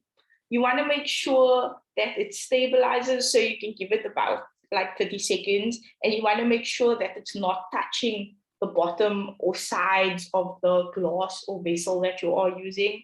My absolute zero is 21%. Yours may be different. So my 21 would be my lowest point. That 21% is equivalent to zero for me. And then for my 100, we put it in the water, and mine goes to 97%. So you want to make sure that you repeat it a couple of times, but you should get the same reading each time. And you want to make sure that you note that, because that's going to be your min and your max for also moisture readings. So anything below 21%, you know that's not right, because your soil won't be any drier than your absolute zero. And anything more than your highest reading, in my case 97%, wouldn't be right, because but can't get more wet than actual water. Does that make sense to everyone? Just make sure you write it down on a post-it, and then your scale for soil moisture, you'd go between your points. So mine would be between 21% and 97%, and I'd work out the scale, saying closer to 21% would be as dry as possible, closer to 97% would be as wet as the soil could possibly get. And that's how you calibrate the soil moisture sensor. In the quiz for one of this week's tasks, there is a question where I ask you what's your absolute zero and what's your absolute max for your soil moisture sensor. So you just want to add those readings there, because I would look at those readings and correlate it to the readings that you give me in your pot plant experiment if you are measuring soil moisture as one of your data sets in your pot plant experiment. The next part is the pot plant experiment debrief. So you want to make sure that your kit is in this configuration when you are doing the pot plant experiment. And disclaimers on the pot plant experiment: it's going to take some time. You aren't going to be able to measure plant growth in 2 days or 1 day or even a week, unless you're doing something like microgreens that grows rapidly. For you to be able to do the pot plant experiment successfully, you need to have a defined and captured beginning. So you want to make sure that you take into account all of the variables at the start. You want to possibly take a picture of what your pot plant looks like and measure it at the beginning, so that you have a good comparison from what it was like in the beginning to what it's like at the end of your chosen time period for the pot plant experiment. And you are going to have other experiments that are going to require use of your kit while you are doing the pot plant experiment. My recommendation is that you do it for at least 3 weeks. My advice for when you need to do those other experiments while you are doing your pot plant experiment is to choose a time when there isn't much change in the variables that you are monitoring for you to remove your kit. So say you are monitoring precisely soil moisture, don't remove your kit 2 to 3 hours after or before you are going to, 2 to 3 hours after and an hour before you are going to water your plant, because that time of data is important if that's what you're looking at. So use your discretion and use some judgment when you are choosing the time that you are able to take out your kit. And don't take out your kit from your pot plant for more than 12 hours. You at least want 12 hours of data every day to have a valid experiment. That's that. You want to connect your SDG kit, including your soil moisture sensor. You want to insert it and ensure that your kit is configured and connected to Wi-Fi. That's very important. You aren't going to be able to actually monitor the data if your kit isn't connected to Wi-Fi and correctly configured. Because this is a remote sensing sort of experiment, you are going to be using the dashboard as your means of data analysis and data collection. And you're only going to see the data on the dashboard if you have it connected and configured and powered for the duration that you are looking at the data. And then another point in that, it would be good to create your dashboard before you start your data collection. So set out like 30 minutes to an hour at the beginning of your experiment before you start looking at data for you to sort of create your dashboard, so that you have, and save it, so that you have something to go back and look at, that you can have in the background while you do other experiments during the time that your pot plant experiment is running. And you want to set up the sensor kit so that the soil is in the plants, so that the soil moisture sensor is in the plant soil to the line where the roots stop. It's shown on the picture. Like the soil line. Like the soil line. Like the soil line. You want to make sure that it's not any deeper than that, because then you can mess with the sensor. and the rest of the and its connection to the rest of the kit. And you also want to make sure that it has a stable power source. So I wouldn't recommend using a power bank as your main source of power for the pot plant experiment, because power banks will run out and it's kind of an awkward position to hold a power bank just to begin with. So if possible, use a USB extension cord and a charger outlet into a wall so that you can have it in a power socket that Judy has right there. Yes, you want to have that into a charger adapter into the outlet at your wall. That's the most stable and most reliable power source in most cases that you want to use. And you want to make sure that you have your pot plant as close to your Wi-Fi source as possible, just to avoid any issues with, like, I know this happens when I do the experiment, and I've had students complain about it as well, where at times where there's peak consumption of your Wi-Fi, so like in the evenings or whatever, they would lose that data and the kit would get disconnected because of the strain of connection, because your kit doesn't use that much in terms of power and Wi-Fi. It's very low power. So it gets kicked off if it's too far from the Wi-Fi source and there's other things that needs to use the Wi-Fi. So just keep that in mind. And that is it for the pot plant experiment. You have your discretion on what it is that you are going to specifically look at. I've had students who worked in groups, and then they've all gotten, like 3 or 4 of them have gotten the same pot plant at the same time, and then they looked at light. So then one person had the pot plant in a dark cupboard the entire time, another person had it in like a room that gets nice sunlight, a person had it in direct sunlight, and then another person had it in a room that gets okay sun. And then they work together and they compare the data. You are able to do that. You just need to let myself or Judy or both of us know that you are going to be working in a group, and then you guys have to share data and your results. And section of your lab report, you need to have all 4 dashboards screenshots, and your analysis will look similar, your hypothesis will be similar, your lab reports will echo one another. So that is an option. If you want to work on your own and do 4 different pot plants yourself, you might not be able to because each of you only have 1 kit. But feel free to work in groups, feel free to choose your own plant. Also, another point, do some research on the plant that you are choosing.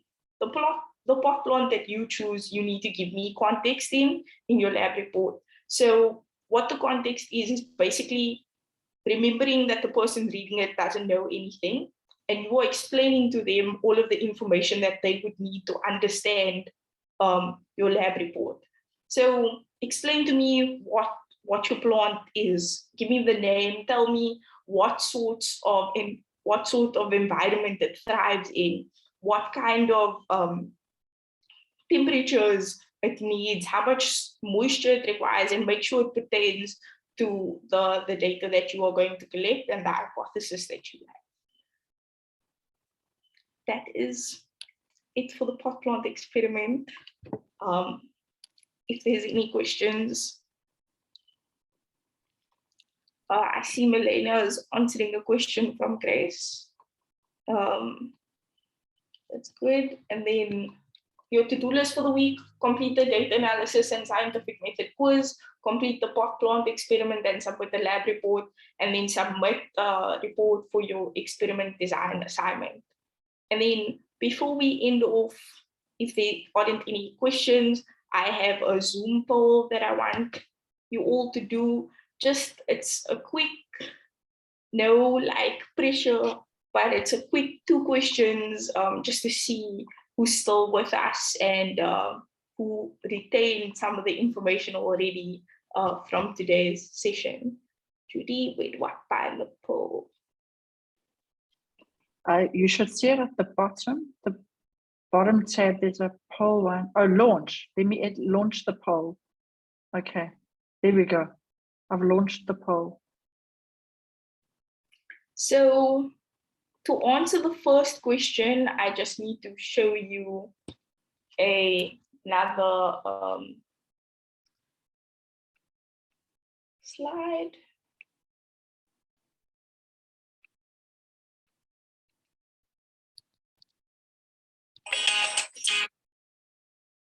So the two animals in question are, I'm going to share my screen, polar bears and penguins. So do these animals coexist in the wild? We know that polar bears are found where there is snow and ice and it's very cold. And we know that penguins are also found where there's snow and ice and in the cold.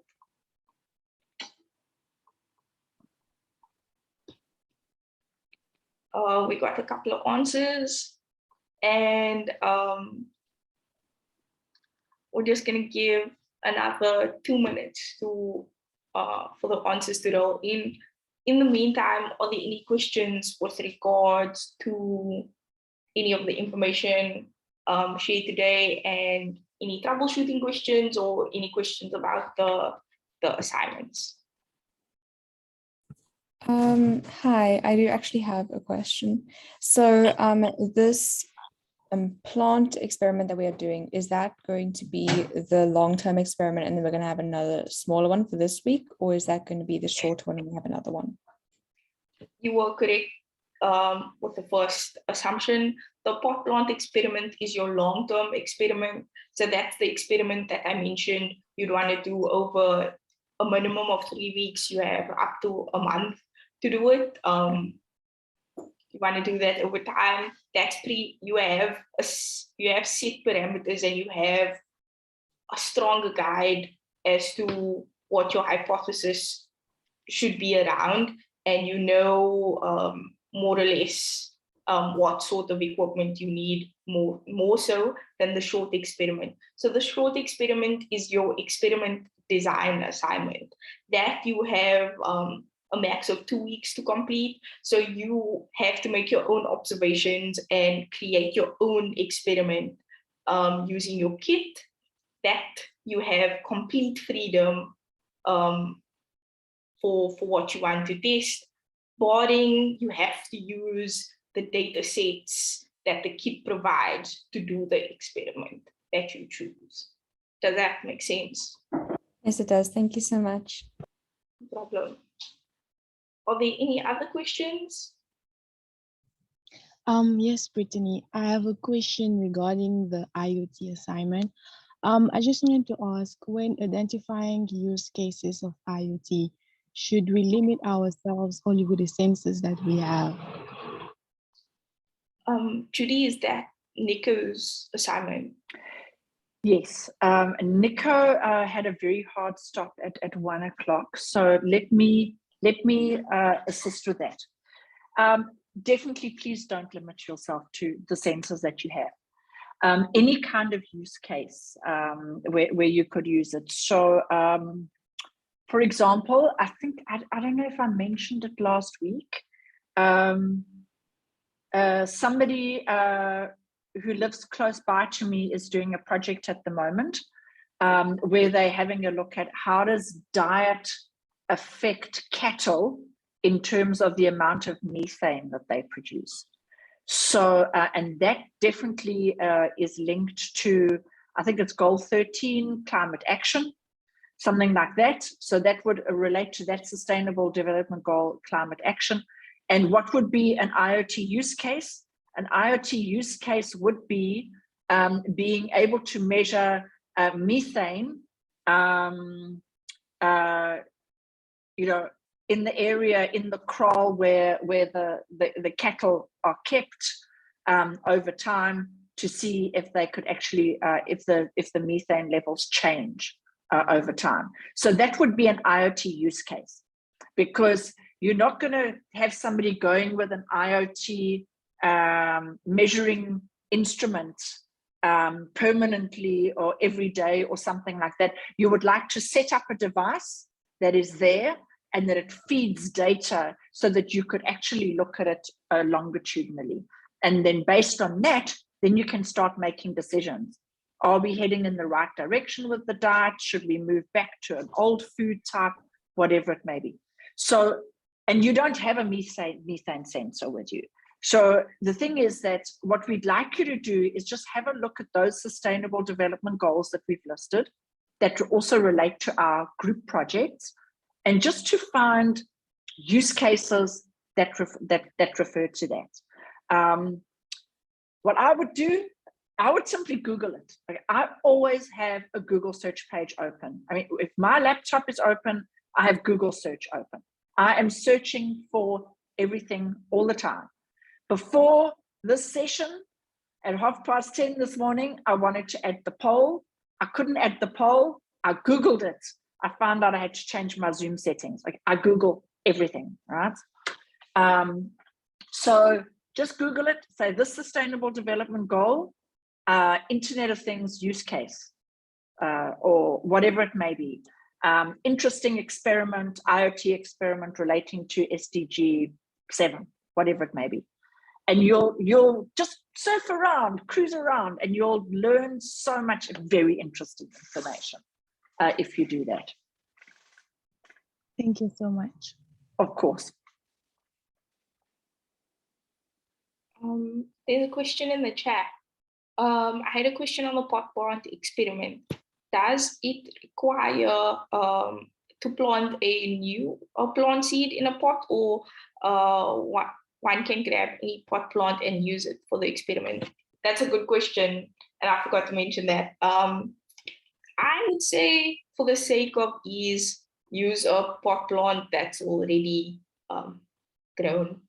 You don't want to necessarily have a seedling, because it's going to take a while, unless you have a seedling that, or you choose seeds that grow rapidly. So microgreens would grow fast. I'm obsessed with microgreens, so I will advocate for that. But if you have a pot plant that you want to monitor in your house already, use that. By all means, try and make it as easy as possible to do the experiment by using what you already have, so that you don't need to go and get a new plant. Use what you have. You can get, yeah. Does that answer your question? You can just give me a thumbs up.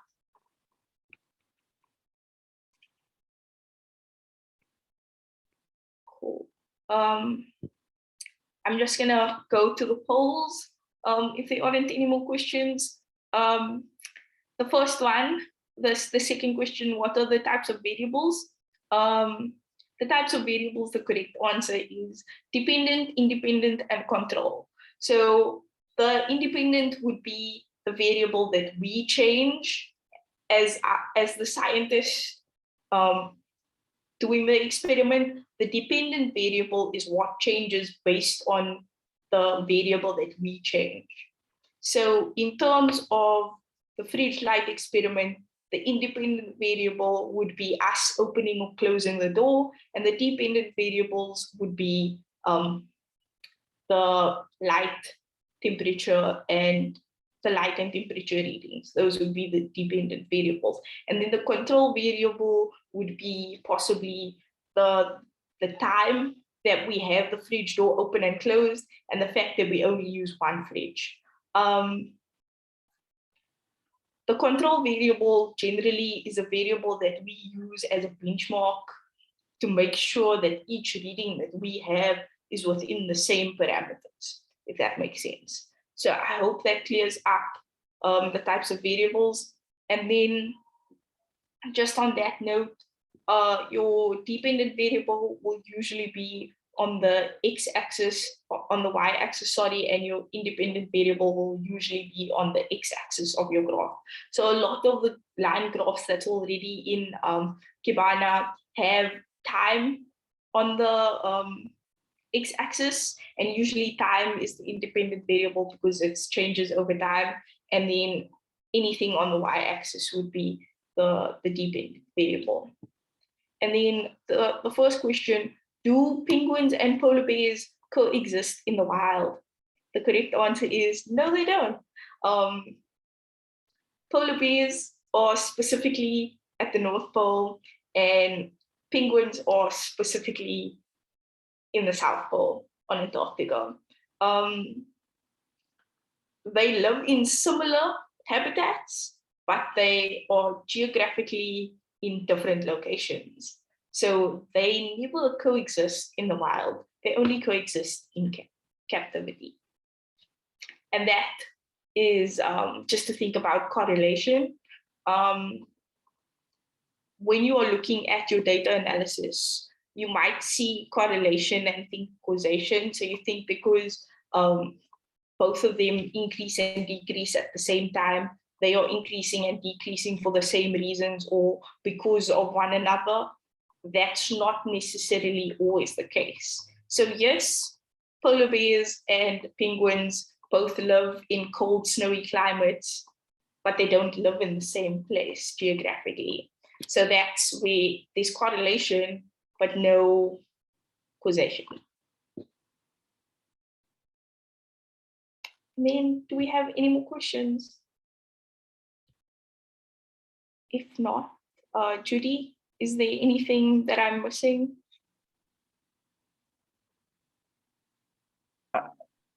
Brittany, I reckon that's great. Thank you very much. And so I think that's it for today. What I'm going to do is that I will pop you all a note on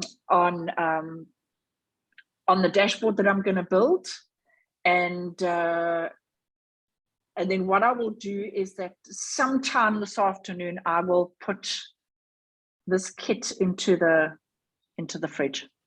And so I reckon if you start looking at the data from this evening, you'll be able to see something. Okay, and then so if you haven't been able to do it yourself, then you'll be able to do your report from that. Good. And Corinne, are we able to ask questions regarding the assignment on Canvas? Definitely, please. That's why we have the discussion section on Canvas.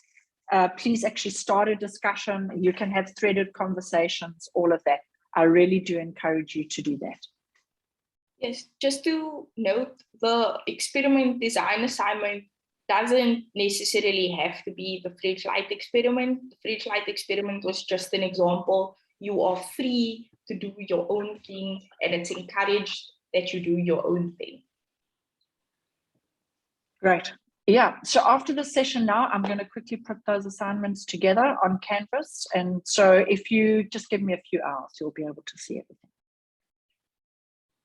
Good. Thank you, everyone. Thank you, Brittany. Thank you very much. Thank you, Milena. Thank you, Colin.